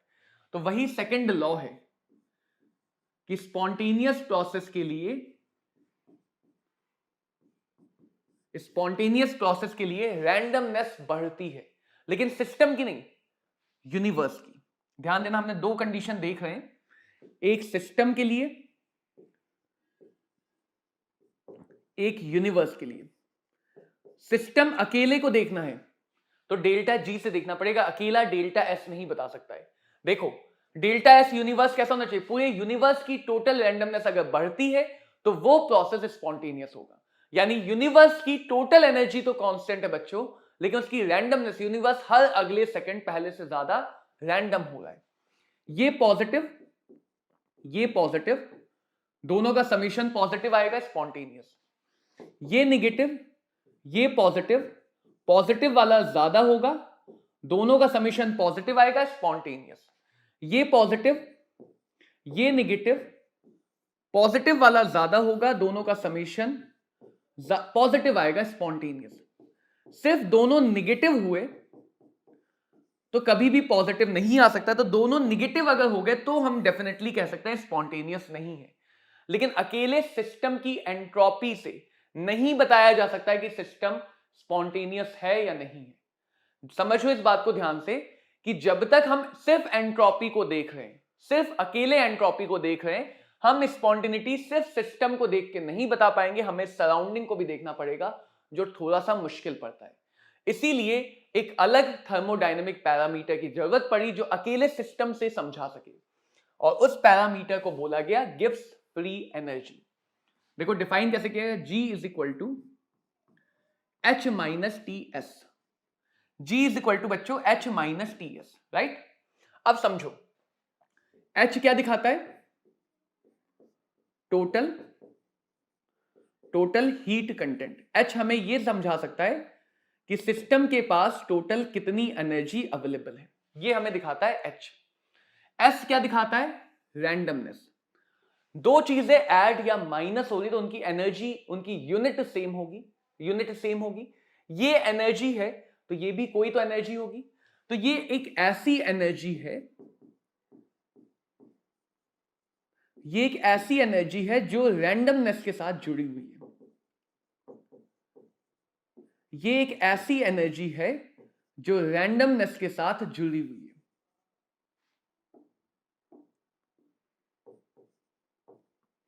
Energy associated with randomness. तो अगर सोचा जाए, जैसे मान लो एक सिस्टम है जिसके पास 50 जूल की एनर्जी है और इसका टीएस का मान सपोज 6 जूल है। देखो समझो, मान लो तुम एक दिन सुबह उठे, एक दिन की सुबह हुई और तुम्हारे पास 50 जूल की एनर्जी मिल गई दिन भर के लिए। अब दिन भर में तुम चाहे कितनी भी कोशिश कर लो, 100% प्रोडक्टिविटी तो नहीं आ सकती। यही सेकंड लॉ का दूसरा फॉर्म है कि किसी भी चीज की एफिशिएंसी 100% नहीं हो सकती। कुछ ना कुछ तो तुम्हें वेस्ट करना ही करना है, चाहे तुम खाली बैठ के वेस्ट करो, चाहे दीवार को घूरते हुए वेस्ट करो, चाहे इंस्टाग्राम यूट्यूब चला के वेस्ट करो, लेकिन दिन में अपनी एनर्जी का कुछ पार्ट तुम रैंडम चीजों में वेस्ट करोगे ही करोगे, उसको तुम चाहते हुए भी जीरो नहीं कर सकते। तो अगर मैं कहूं कि 50 जूल है, 6 जूल मिनिमम वेस्ट होना ही होना है। अब वेस्ट करने को तो किसी किसी दिन हो सकता है तुम 50 का 50 वेस्ट कर दो, तो वेस्ट करने की कोई अपर लिमिट नहीं है, लेकिन वेस्ट करने की लोअर लिमिट जरूर है। तो 50 में से अगर मिनिमम 6 जूल वेस्ट करना है, तो जो मैक्सिमम अवेलेबल है, जो मैक्सिमम तुम यूजफुल काम कर सकते हो, प्रोडक्टिव काम कर सकते हो, वो होगा 44 जूल। मैक्सिमम अवेलेबल कितना होगा? 44 जूल। तो जो H है वो दिखाता है टोटल, TS दिखाता है कि मिनिमम रैंडमनेस में इतना तो वेस्ट करना ही है। टोटल में से वेस्ट हटा दिया तो बच जाता है maximum energy, maximum energy available, इसीलिए इसे फ्री एनर्जी कहा जाता है। Maximum energy free to do useful work, to do useful work, कि गिव्स एनर्जी हमें यूजफुल वर्क दिखाता है। तो लिखा जा सकता है गिव्स energy should be equal to useful work, गिव्स energy should be equal to useful work. इसीलिए आया था वो कंडीशन कि अगर सिस्टम को स्पॉन्टेनियस होना है, सिस्टम को अपने आप काम करना है, तो उसका useful work done by the system होगा, यानी निगेटिव होगा। तो सिस्टम का डेल्टा जी कैसा होगा? निगेटिव। तो डेल्टा जी को समझना है, तो डेल्टा जी फ्री एनर्जी कहलाता है। फ्री क्यों कहा गया? ये एनर्जी का वो पोर्शन दिखाता है जो फ्री है, जिसको तुम ले सकते हो। अब ऐसा नहीं कि 44 लो, हो सकता है किसी टाइम पे सिस्टम से 20 जूल का काम करे, मतलब 44 मैक्सिमम है, इससे ज्यादा काम नहीं कर सकता यूजफुल, कम हो सकता है वो 5 ही जूल का यूजफुल काम करे, बाकी सब रैंडमनेस में करते। तो इतना मिनिमम वेस्ट होना है, तो इतना मैक्सिमम बच सकता है, इससे ज्यादा तो पॉसिबल है ही नहीं। 50 जूल दिया, मैक्सिमम 44 का आउटपुट आ सकता है। Output is never equal to input, efficiency is always less than 100। तो ये थर्मोडायनेमिक्स के सेकंड लॉ को कहने का दूसरा तरीका है कि किसी भी इंजन, ये तुमने फिजिक्स में सुना होगा कार्नोट साइकिल में, रेफ्रिजरेटर में, किसी भी इंजन की एफिशिएंसी 100% होना असंभव है, 100% होना असंभव है। अब समझो, ये बहुत इंपॉर्टेंट स्लाइड होने वाली है। अगर इसको ध्यान दें, इसको 2-3 तरह से याद रख सकते हो। देखो, delta G is equal to क्या है? Delta H minus T delta S, जिसको हम चाहते हैं कि ये निगेटिव आए। ये पूरा टर्म हम चाह रहे हैं कि ये पूरा टर्म बच्चों निगेटिव आए। देखो समझो, अगर इस पूरे टर्म को निगेटिव लाना है, तो डेल्टा एच कैसा होना चाहिए? डेल्टा एच कैसा होना चाहिए? पूरा निगेटिव आना है, तो ये ऑलरेडी पॉजिटिव है, तो अगर ये निगेटिव आएगा तो भाई अच्छा लगने वाला है। अगर डेल्टा एच निगेटिव आएगा तो अच्छा लगेगा, है ना? और अगर इसको देखें तो डेल्टा एस, क्योंकि पहले से माइनस साइन है, यानी ये पॉजिटिव होगा तो निगेटिव आने में हेल्प करेगा। तो डेल्टा एस का पॉजिटिव होना, डेल्टा एस का पॉजिटिव होना और डेल्टा एच का निगेटिव होना हमारे लिए अच्छी बात है। इसको समझोगे तो तुम ज्यादा आसानी से चीजें याद रख पाओगे, डायरेक्ट रिजल्ट याद रख पाओगे। जैसे देखो, मान लो डेल्टा एच पॉजिटिव है, डेल्टा एस पॉजिटिव है, दोनों positive, negative positive positive negative, सारे कॉम्बिनेशन ले रहे हैं, निगेटिव निगेटिव। बस ये समझ लो किस बात से तुम्हें अच्छा लगेगा, किस बात से बुरा लगेगा। डेल्टा जी को, डेल्टा जी चाहता है एनर्जी इवॉल्व हो, एनर्जी इवॉल्व होगी तो स्टेबिलिटी आएगी, एनर्जी इवॉल्व हो, रैंडमनेस बढ़े। स्पॉन्टेनियस ये चाहता है कि एनर्जी का इवोल्यूशन हो, एनर्जी का इवोल्यूशन हो और रैंडमनेस बढ़े, तो प्रोसेस के स्पॉन्टेनियस होने में 4 चांद लग जाएंगे। तो एनर्जी का इवोल्यूशन इन दोनों में हुआ, ये दोनों अच्छी बात। रैंडमनेस यहां बढ़ी, ये दोनों अच्छी बात। ये बुरी बात, ये बुरी बात, ये बुरी बात, ये बुरी बात। अब देखो, वो केस जहां पे सब अच्छी बात है, तो ये तो हर एक कंडीशन पे स्पॉन्टेनियस होगा, हर एक कंडीशन पे क्या होगा? स्पॉन्टेनियस। ठीक है? वो केस जहां पे दोनों बुरी बात, पॉजिटिव नेगेटिव दोनों बुरी बात, वो हमेशा हमेशा नॉन स्पॉन्टेनियस होगा। तो पहले तो ये याद हो जाएगा, दोनों अच्छे माइनस प्लस अच्छा प्लस माइनस बुरा, दोनों अच्छे तो स्पॉन्टेनियस, दोनों बुरे तो नॉन स्पॉन्टेनियस। अब एक अच्छा एक बुरा, तो अच्छे वाले को बढ़ाना है ताकि हमें अपनी फीजिबल कंडीशन मिले, अच्छे वाले को बढ़ाना है ताकि हमें अपनी फीजिबल कंडीशन मिले। इसको बढ़ाने के लिए टेम्परेचर का टर्म है, तो ये वाली प्रोसेसेस तभी स्पॉन्टेनियस होंगे जब टेम्परेचर ज्यादा है। जब टेम्परेचर ज्यादा है यानी इक्विलिब्रियम से आगे के टेम्परेचर पे ही ये स्पॉन्टेनियस होंगे। अगर ये दोनों बात का कॉम्बिनेशन देखो तो बुरे वाली बात को कम करना, हम टेम्परेचर को कम ज्यादा करते हैं, बुरी वाली बात को कम करना है तो ये तभी स्पॉन्टेनियस होगा जब टेम्परेचर कम होगा। तो इस अच्छे बुरे के कॉम्बिनेशन से हम चारों सिचुएशन को आसानी से याद रख सकते हैं कि कहां पे डेल्टा जी हमेशा नेगेटिव है, कहां पे कभी नेगेटिव नहीं है, कहां पे ज्यादा टेम्परेचर पे नेगेटिव आएगा, कहां पे कम टेम्परेचर पे नेगेटिव आएगा। ऐसे नहीं याद करना चाहते हो तो मान लो मैं फोर्थ केस ले लेता हूं, delta H negative minus x मान लिया, डेल्टा एस पॉजिटिव नेगेटिव, दोनों नेगेटिव है ना, इसको माइनस वाई मान लिया। रख के देखते हैं, जब दोनों negative, minus x minus t minus y, तो देखो ये क्या बन जाएगा, minus x minus minus plus t y. ये नेगेटिव ये पॉजिटिव, दोनों का समेशन नेगेटिव आना है, तो पॉजिटिव वाले टर्म को क्या होना चाहिए, कम होना चाहिए, तभी तो नेगेटिव आएगा। तो अगर तुम्हें ऐसे नहीं याद रहता तो तुम कोई भी रैंडम साइन देखो, उसके अकॉर्डिंग एक्स वाई को साइन के साथ मान लो, डेल्टा जी के एक्सप्रेशन में रखो, अपने आप कंपेयर करके देख लो कि कहां पे टेम्परेचर की किस पर्टिकुलर वैल्यू पे वो नेगेटिव आएगा। नेगेटिव आने के लिए नेगेटिव वाला टर्म ज्यादा हो, पॉजिटिव वाला टर्म छोटा हो, पॉजिटिव वाला टर्म छोटा हो। In which case change in entropy is negative.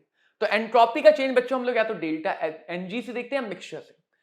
यहां पे देखो इधर 2 मोल है, इधर 1 मोल है, तो डेल्टा एनजी कैसा आएगा, -1।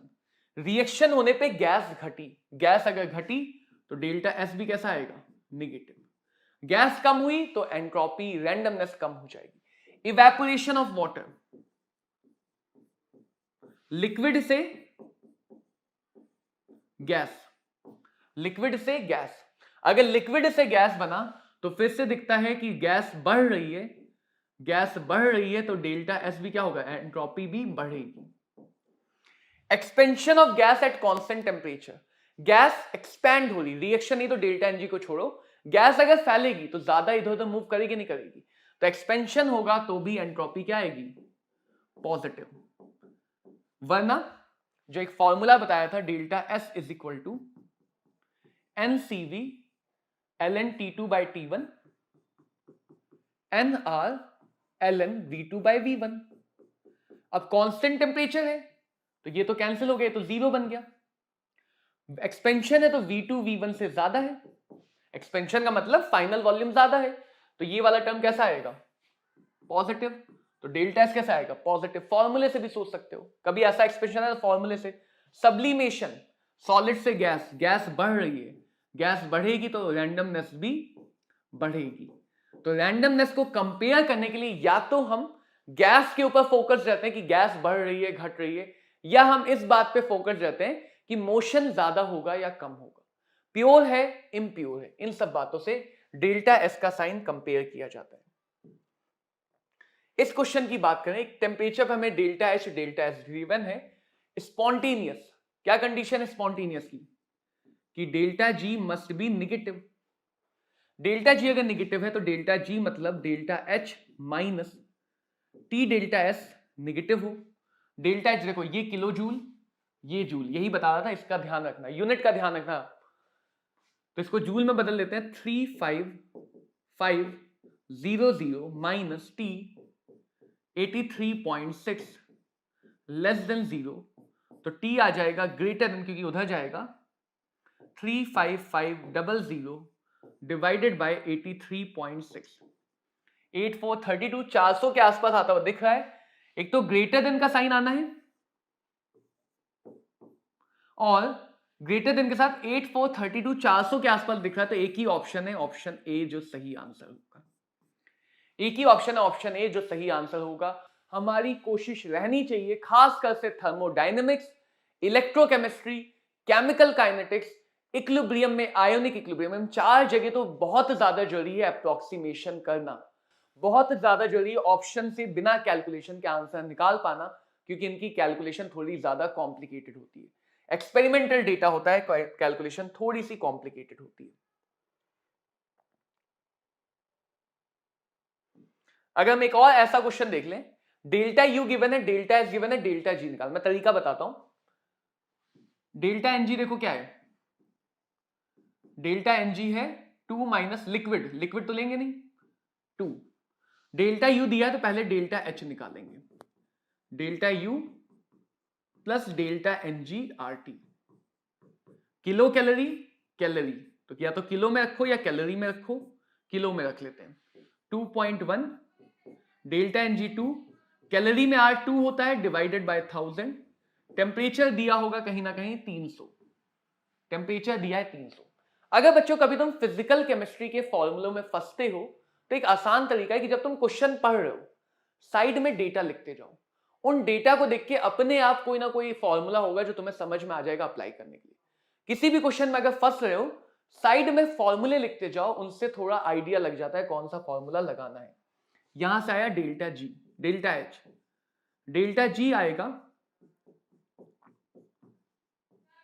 जो भी डेल्टा एच है ऊपर से निकाल के रख लेंगे। टेम्परेचर 300, डेल्टा एस 20, लेकिन ध्यान रखना इसको भी कैलोरी में बदलना पड़ेगा, किलो कैलोरी में। तो यहां से हमारा आंसर सीधे किलो कैलोरी में आ जाएगा, किलो कैलोरी में आ जाएगा। क्लियर है बात?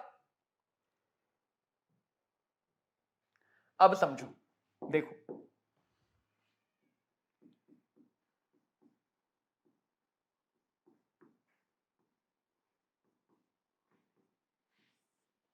अगर मैं एक बात करें किसी रिएक्शन की, कोई भी रिएक्शन है,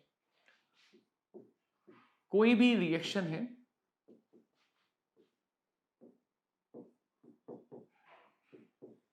देखो एंथैल्पी ऑफ रिएक्शन का मतलब क्या है? एंथैल्पी ऑफ रिएक्शन मतलब रिएक्शन के टाइम पे एंथैल्पी चेंज। तो ये होगा enthalpy value of product, summation of enthalpy of product minus summation of enthalpy of reactant. यहां पे ध्यान देना डेल्टा का साइन नहीं, डेल्टा के लिए अलग बातें आएंगी। तो जो भी कॉफिशिएंट है वो मल्टीप्लाई हो जाएंगे मोल मान के। तो कॉफिशिएंट क्योंकि मल्टीप्लाई में आए, जैसे यहां पे मल्टीप्लाई में है, तो जो भी चेंज तुम रिएक्शन के साथ करते हो, स्टेट फंक्शन है तो पास से मतलब नहीं है। अगर तुम रिएक्शन में एक नंबर से मल्टीप्लाई करते हो तो एंथैल्पी में भी उसी नंबर से मल्टीप्लाई होता है। ऐसे ही कुछ हमने केमिकल इक्विलिब्रियम में समझा था, लेकिन वहां पे क्योंकि कॉफिशिएंट पावर में जा रहे थे तो वहां पे पावर में चेंज होता है, यहां पे सीधे चेंज होगा। अगर रिएक्शन में किसी नंबर से डिवाइड करते हो तो उस रिएक्शन की एंथैल्पी वैल्यू में भी उसी नंबर से डिवाइड हो जाएगा। अगर तुम दो रिएक्शंस को ऐड करते हो तो उन दोनों रिएक्शन की एंथैल्पीज भी ऐड हो जाएंगी। यानी जैसा चेंज तुम रिएक्शन में करोगे वैसा ही चेंज तुम्हें एंथैल्पी में होता हुआ दिखेगा। बेसिकली अब हम धीरे धीरे थर्मोकेमिस्ट्री की तरफ शिफ्ट हो रहे हैं। तो देखो, मान लो मुझे कहा गया है किसी रिएक्शन का डेल्टा एच निकालो और अलग अलग रिएक्टेंट प्रोडक्ट के मुझे एंथैल्पी ऑफ फॉर्मेशन गिवन है। तो फॉर्मेशन के लिए हम लोग लेते हैं प्रोडक्ट माइनस रिएक्टेंट। फॉर्मेशन के लिए हम लेते हैं प्रोडक्ट माइनस रिएक्टेंट। अगर मुझे अलग अलग चीजों के कंबशन दिए हैं तो कंबशन के लिए बदल जाता है। कंबशन के लिए लेते हैं reactant minus reactant combustion minus combustion enthalpy of product. अगर मुझे अलग अलग चीजों के बॉन्ड एंथैल्पी गिवन है, क्या गिवन है? Bond dissociation enthalpy. तो यहां भी हम रिएक्टेंट माइनस प्रोडक्ट करते हैं, रिएक्टेंट माइनस प्रोडक्ट। अब देखो इसका मतलब क्या है, अभी तो हमने ऊपर प्रोडक्ट माइनस रिएक्टेंट लिखा था, जब तुम ये वाला काम करोगे, जैसे मान लो तुम्हें क्वेश्चन गिवन है होगा और उसमें अलग अलग मॉलिक्यूल्स की फॉर्मेशन गिवन है, इससे मतलब नहीं कौन सी निकालना है, उससे कोई मतलब नहीं, कंबशन निकालना हो, फॉर्मेशन निकालना हो, कौन सी निकालना है उससे मतलब नहीं, जो गिवन डेटा है वो कौन सा है। अगर सबके लिए एक जैसा डेटा गिवन है तो ये जो ट्रिक है, ये जो डायरेक्ट फॉर्मूला है, ये हमारा समय बचा लेगा, ये बस और बस हमारा समय बचाने का काम करेगा, इसलिए आसान हो जाता है। वरना हम क्या करेंगे, वरना हम यूज करेंगे हेस लॉ। सिंपल सी बात है हेस लॉ, क्योंकि स्टेट फंक्शन है तो किसी भी स्टेट फंक्शन पे लगा सकते हो। स्टेट फंक्शन को इस बात से कोई मतलब नहीं कि तुम डायरेक्टली कोई काम कर रहे हो या अलग अलग स्टेप में कर रहे हो। तो किसी भी स्टेट फंक्शन के लिए तुम हेस लॉ लगा सकते हो, चाहे हम ए से बी डायरेक्टली गए, चाहे ए से बी मल्टीपल रास्ते में गए, इनिशियल और फाइनल स्टेट तो सेम है, इनिशियल और फाइनल स्टेट तो सेम है, और अगर इनिशियल फाइनल सेम है तो नेट चेंज भी सेम रहना चाहिए। तो हम साम दाम दंड भेद जो समझ में आएगा सब लगा के किसी भी तरह अपनी गिवन रिएक्शन को बना लेंगे बाकी रिएक्शंस की मदद से, अपनी गिवन रिएक्शन को बनाएंगे बाकी रिएक्शन की मदद से। वैसा ही काम होने वाला है जैसा इक्विलिब्रियम में हुआ था। ध्यान दो कैसे करेंगे। हमें इस क्वेश्चन में एक बार पढ़ के देखो, 3 रिएक्शन गिवन है और उन तीनों की एंथैल्पी में रिलेशन चाहिए। तो तीनों में आपस में रिलेशन चाहिए, तो मान लेते हैं कोई एक रिएक्शन अननोन है, किसी भी एक को अननोन मान लो। जैसे मान लो मैंने थर्ड वाली रिएक्शन को अननोन मान लिया, तो अब मैं थर्ड वाली रिएक्शन को बनाने की कोशिश करूंगा। थर्ड वाली रिएक्शन को बनाने की कोशिश करूंगा कैसे, देखो थर्ड वाली रिएक्शन अगर मुझे बनानी है तो ये दो मैं मानूंगा ये रिएक्शन मुझे गिवन है, ये वैल्यू गिवन है, ऐसे क्वेश्चन रहते हैं, कुछ गिवन है कुछ फाइंड करना है। एक एक करके ढूंढो, कार्बन मोनोऑक्साइड कहां है इस इक्वेशन में, एक ही जगह होना चाहिए जैसे इक्विलिब्रियम में था, एक ही जगह होना चाहिए। हमें लेफ्ट साइड में चाहिए, उसमें राइट साइड में है 1 मोल 1 मोल। तो थर्ड रिएक्शन बनाने के लिए मुझे सेकेंड रिएक्शन रिवर्स करना होगा, लेकिन किसी चीज से मल्टीप्लाई करने की जरूरत नहीं है। ऑक्सीजन को ढूंढने तो ऑक्सीजन एक से ज्यादा जगह है, जो एक से ज्यादा जगह उस पर डिसीजन नहीं लिया जाएगा, जो भी एक से ज्यादा जगह उस पर डिसीजन नहीं लिया जाएगा। CO2 को ढूंढ रहे हैं तो पहली रिएक्शन में राइट साइड में हमें भी राइट साइड में चाहिए, 1 मोल 1 ही मोल चाहिए, तो पहली रिएक्शन को ना बदलने की जरूरत है ना मल्टीप्लाई करने की जरूरत है। तो हमें समझ में आ गया जो Z की इंथैल्पी है वो सेकंड वाले की साइन के साथ रख दो, सारी वैल्यू साइन के साथ रख दो। तो सेकंड वाले की माइनस, फर्स्ट वाले की प्लस, या इसको और सुंदर लिख सकते हैं x is equal to y plus z. बस अब ढूंढ लेते हैं, किसी ऑप्शन में मिल ही जाएगा, x is equal to y plus z. तो इस तरह से अगर हमें कुछ रिएक्शन गिवन है उनकी मदद से अननोन रिएक्शन। अब देखो दूसरा काम, इससे मतलब नहीं कौन सी रिएक्शन है, बट ये दोनों कंबशन रिएक्शन है। कब कैसे पता, 1 मोल का कंबशन है तो कंबशन अगर दिया है तो हम प्रोडक्ट CO2 का कंबशन, CO2 का कंबशन कितना है, CO2 का कंबशन नहीं दिया, नहीं कर सकते, कंबशन वाला मेथड यहां पर नहीं लगा पाएंगे, वरना लगाते हैं। चलो कोई बात नहीं, अगले में सिखा देंगे कैसे लगाते हैं।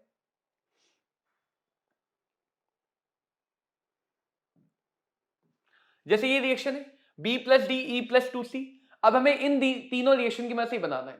देखो B कहां रहा है, B आ रहा है यहां डिसाइड नहीं हो पाएगा, D कहां है, D आ रहा है यहां डिसाइड नहीं हो पाएगा, E कहां है, E यहां पे आ रहा है, C कहां है, C यहां पे आ रहा है। तो हम 2 ही डिसाइड कर पाएंगे, तीसरा डिसाइड नहीं कर पाएंगे। कोई बात नहीं, 2 तो करें, 2 तो कर लें पहले। B पे डिसाइड नहीं होगा एक से ज्यादा जगह, D पे डिसाइड नहीं होगा एक से ज्यादा जगह, E और 2C। E हमें लेफ्ट में है, राइट में चाहिए, इसको नाम दे लेता हूं reaction number A, reaction number B, reaction number C।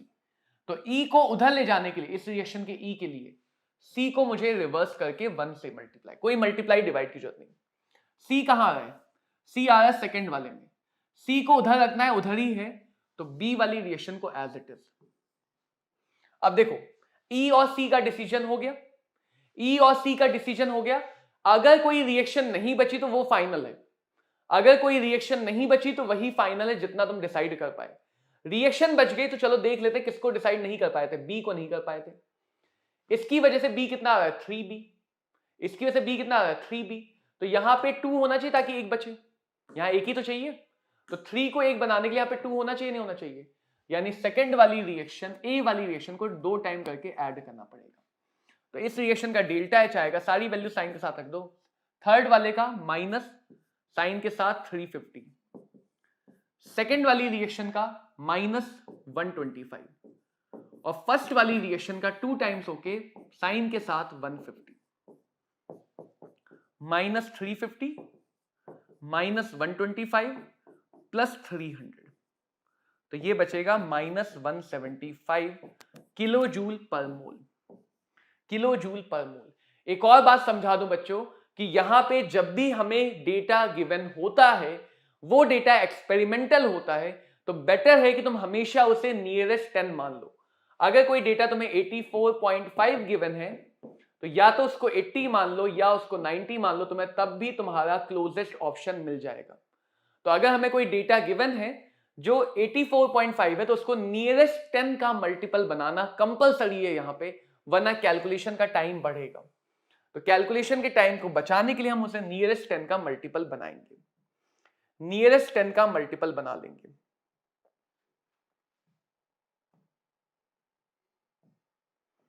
अब अगर बच्चों मैं बात करूं थर्मोकेमिकल इक्वेशन में, तो कुछ अलग अलग स्टैंडर्ड इक्वेशन डिफाइन की गई है। तुम इतना समझ लो कि जो भी तुम्हें लगे सेंटर ऑफ डिस्कशन है उसके हमेशा 1 मोल के लिए बैलेंस किया जाता है। जैसे फॉर्मेशन किसका होगा, फॉर्मेशन प्रोडक्ट का होगा, तो कई बार हमें रिएक्शन नहीं उनका नाम लिख के दिया होता है, तो उसके लिए हमें रिएक्शन बनाते समय इस बात का ध्यान रखना है। अगर कहा गया फॉर्मेशन रिएक्शन, तो फॉर्मेशन हमेशा हम 1 मोल प्रोडक्ट बनाएंगे, किससे बनाएंगे, उसके एलिमेंट से बनाएंगे, और उन एलिमेंट्स को उनकी रेफरेंस स्टेट में रखेंगे। ये कंडीशन है फॉर्मेशन रिएक्शन लिखने की, ये कंडीशन है फॉर्मेशन रिएक्शन लिखने की। जैसे सिंपल सा क्वेश्चन है, H2O की फॉर्मेशन एंथैल्पी कौन सी है, यानी तुम्हें यह पहचानना है कि इन सारी रिएक्शन में H2O बन रहा है, कौन सी रिएक्शन H2O के लिए फॉर्मेशन रिएक्शन कहलाएगी। सिर्फ बनना काफी नहीं, डेफिनेशन को फॉलो करना, उसके लिए डेफिनेशन याद रखनी है। पहली कंडीशन, फॉर्मेशन जब भी किया जाता है एलिमेंट से किया जाएगा, इधर कंपाउंड नहीं होंगे, तो इधर हमेशा एक ही प्रोडक्ट बनेगा, इधर हमेशा एक ही प्रोडक्ट बनेगा, कभी भी बहुत सारे प्रोडक्ट नहीं बनेंगे फॉर्मेशन रिएक्शन में। ये वैसे ही गलत हो गया, इधर एलिमेंट नहीं कंपाउंड है, इधर एक से ज्यादा प्रोडक्ट। एलिमेंट से बनाना है तो आयन वाला वैसे ही गलत हो गया। देखो ये डेफिनेशन फॉलो कर रहा है, 1 मोल प्रोडक्ट बन रहा है, यस, एलिमेंट से बन रहा है, यस, वो एलिमेंट अपनी अपनी स्टेबल फॉर्म में है, यस, तो ये हो गई H2O की फॉर्मेशन रिएक्शन, तो फॉर्मेशन एंथैल्पी आ गई -X2। कंबशन का क्या है, 1 मोल रिएक्टेंट को जलाया जाएगा ऑक्सीजन से और हमेशा फाइनल प्रोडक्ट बनेगा। फाइनल प्रोडक्ट ऐसे पहचानते हैं कि वो प्रोडक्ट मैक्सिमम ऑक्सीडेशन नंबर में बनने चाहिए। जैसे सल्फर को कहीं भी जलाओ तो जला तो बहुत सारे तरह से सकते हैं, SO2 बन सकता है, H2S बन सकता है, जलाने के तो 1000 तरीके हैं, लेकिन थर्मोडायनेमिक्स की कंबशन रिएक्शन तभी कहा जाएगा जब सल्फर जलने के बाद +6 मैक्सिमम स्टेट में SO3 बनाए। कार्बन को तभी कंबशन कहा जाएगा जब जलने के बाद +4 का CO2 बनाए। नाइट्रोजन के लिए कंबशन तभी कहा जाएगा जब जलने के बाद +5 मैक्सिमम स्टेट का N2O5 बनाए। तो हमेशा मैक्सिमम स्टेट के ऑक्साइड बनने चाहिए। बैलेंस करते समय हम रिएक्टेंट के 1 मोल के लिए बैलेंस करते हैं, तो हर बार हमारा सेंटर ऑफ डिस्कशन अलग अलग रहेगा। जो सेंटर ऑफ डिस्कशन है उसके अकॉर्डिंग हमें बैलेंस करना है, जो भी हमारा सेंटर ऑफ डिस्कशन है उसके अकॉर्डिंग हमें बैलेंस करना है। जैसे देखो छोटा सा क्वेश्चन, हमें सबकी कंबशन एंथैल्पी गिवन है, ठीक है, इस रिएक्शन का डेल्टा एच चाहिए। पहले मैं तुम्हें इसका एक बड़ा मेथड दिखाता हूं जो प्रॉपर तरीका है। अगर कभी तुम्हें छोटा वाला तरीका ना समझ में आए तो प्रॉपर तरीका कैसे करोगे, तो जो प्रॉपर तरीका वो क्या कहता है, सबकी रिएक्शन लिखेंगे, डेफिनेशन कंबशन की, कार्बन को जलाएंगे, 1 मोल कार्बन को O2 से CO2 बनेगा। ये हो गई रिएक्शन नंबर 1, जिसके लिए हमें -94 दिया। H2 को जलाएंगे, 1 मोल H2 को O2 से जलाएंगे, हाइड्रोजन जल के +1 में जाना चाहिए H2O, इसके 1 के लिए बैलेंस करेंगे तो यहां पे हाफ आएगा। ये हो गई H2O की कंबशन रिएक्शन। CH4 को जलाएंगे तो CH4 के भी 1 मोल ही जलाएंगे।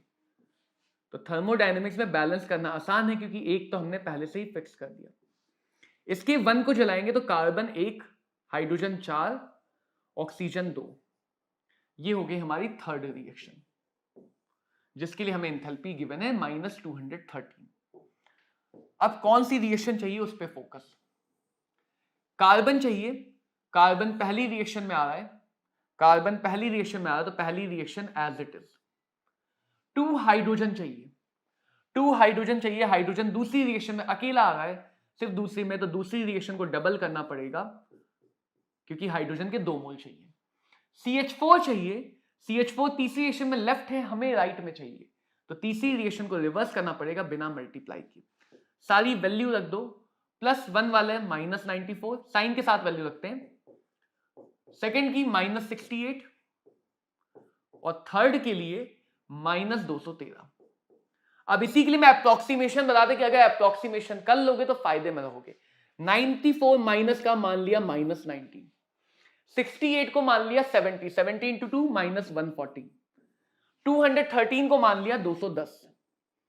तो जो भी नियरेस्ट 10 मल्टीपल है वो मान लिया। कैलकुलेशन आसान होगी, 9 4 13, 230 - 210, तो लगभग -20 के आसपास का आंसर होना चाहिए। -20 से क्लोजेस्ट कौन सा है, -17। ये हो जाएगा आंसर। -20 के क्लोजेस्ट आंसर मिल गया हमें।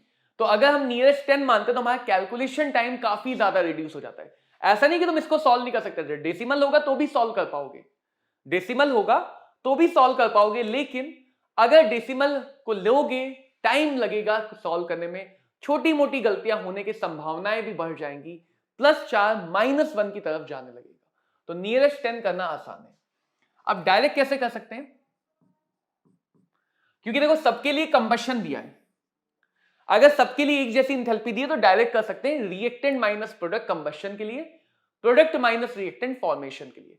रिएक्टेंट कार्बन, कार्बन की कंबशन -94, रिएक्टेंट हाइड्रोजन, हाइड्रोजन की कंबशन कितना है 68, माइनस प्रोडक्ट, प्रोडक्ट की कंबशन 213। तो सबको मोल से मल्टीप्लाई किया, रिएक्टेंट माइनस प्रोडक्ट लगाया, वही इक्वेशन डायरेक्टली बन गई। जिसके लिए हमें इतना सोचना पड़ा, ये इक्वेशन बनानी पड़ी, वो हमें डायरेक्टली मिल गई अगर हम डायरेक्ट फॉर्मूला लगाएं। तो अगर सबके लिए एक जैसी एंथैल्पी गिवन है तो हम डायरेक्ट फॉर्मूले से कर सकते हैं, अदरवाइज ये जनरल तरीका है जो हमेशा काम आता है, ये जनरल तरीका है जो हमेशा काम आएगा। अगर हम अगली रिएक्शन की बात करें तो ये होती है बच्चों न्यूट्रलाइजेशन एंथैल्पी। न्यूट्रलाइजेशन का मतलब एक जगह से H+ आया, एक जगह से OH- आया और दोनों ने मिलकर बना लिया वाटर। दोनों ने मिलकर क्या बना लिया, वाटर। यानी एसिड का H+, बेस का OH- आपस में मिलकर खत्म हो गए। इस रिएक्शन को बोलते हैं न्यूट्रलाइजेशन।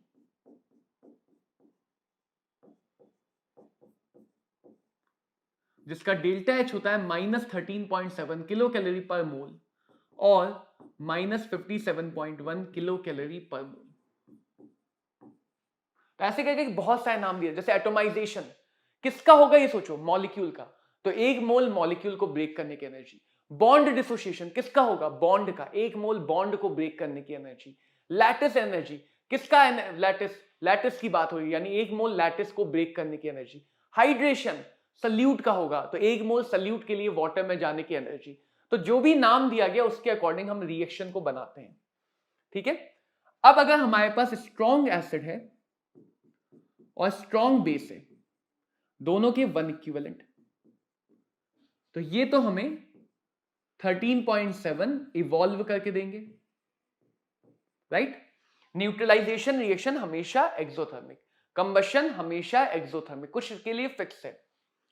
बट मान लो एक वीक हुआ और एक स्ट्रॉन्ग हुआ, तो वीक का मतलब ये आयोनाइज नहीं होगा, तो ये थोड़ी बहुत एनर्जी एब्जॉर्ब कर लेगा, थोड़ी बहुत एनर्जी एब्जॉर्ब करेगा अपने को आयोनाइज करने के लिए, अपने को आयोनाइज करने के लिए। तो इस वजह से जो एनर्जी इवॉल्व होने वाली है वो कम होगी, जो एनर्जी इवॉल्व होने वाली है अभी भी इवॉल्व होगी लेकिन कम इवॉल्व होगी। तो न्यूट्रलाइजेशन में जब भी कोई वीक एसिड या वीक बेस आता है तो वो एनर्जी को कम कर दे। जैसे मान लो ऐसा कहा जाए कि जब NH4OH वीक बेस को HCl के साथ न्यूट्रलाइज किया गया तो न्यूट्रलाइजेशन एंथैल्पी मिली -54 किलो जूल। देखो कितनी मिली, -54 किलो जूल। मिलनी कितनी थी, 57.1। कितना कम मिला, कितना कम मिला, मिलनी थी 57.1, मिली 54, तो कम कितना मिला, 3.1। जो भी कम मिला वो किस वजह से कम मिला कि इतनी एनर्जी आयोनाइजेशन में यूज हो गई, इतनी एनर्जी बच्चों आयोनाइजेशन में यूज हो गई। तो जब भी हम न्यूट्रलाइजेशन को समझते हैं हमें समझना है कि न्यूट्रलाइजेशन मतलब एसिड बेस नहीं, न्यूट्रलाइजेशन मतलब H+OH- की रिएक्शन। एसिड और बेस डिसॉल्व करने पे आयोनाइज होने के बाद H+OH- देंगे। स्ट्रॉन्ग है अपने आप दे देगा, पूरा आयोनाइज होता है। वीक हुआ तो हमें उससे एनर्जी देके निकलवाना पड़ेगा, कुछ अमाउंट एनर्जी का खत्म हो जाएगा उससे H+ या OH- निकलवाने में। तो जितना ज्यादा वीक एसिड या वीक बेस या दोनों वीक होंगे एनर्जी उतनी कम मिलेगी, एनर्जी उतनी ही ज्यादा कम मिलेगी।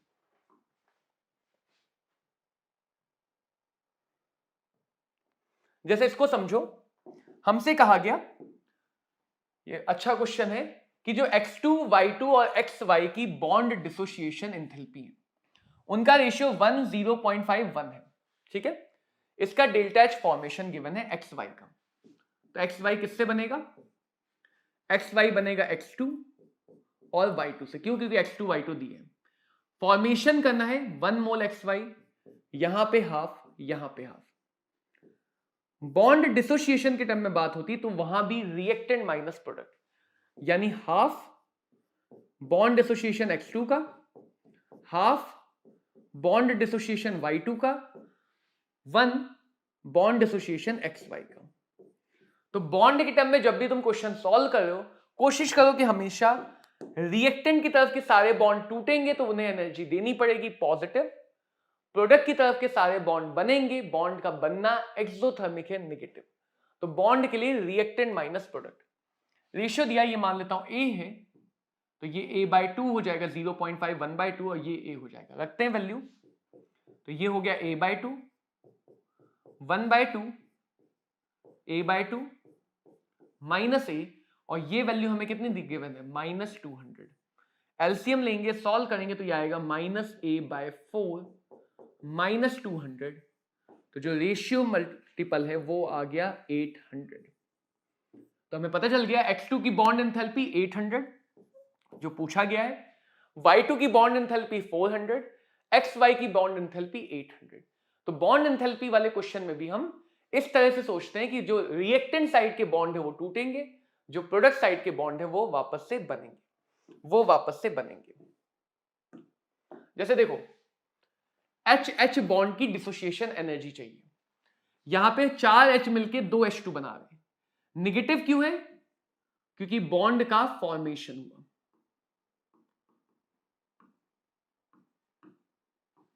कितने मोल बने, 2 मोल। कितने मोल बने, 2 मोल।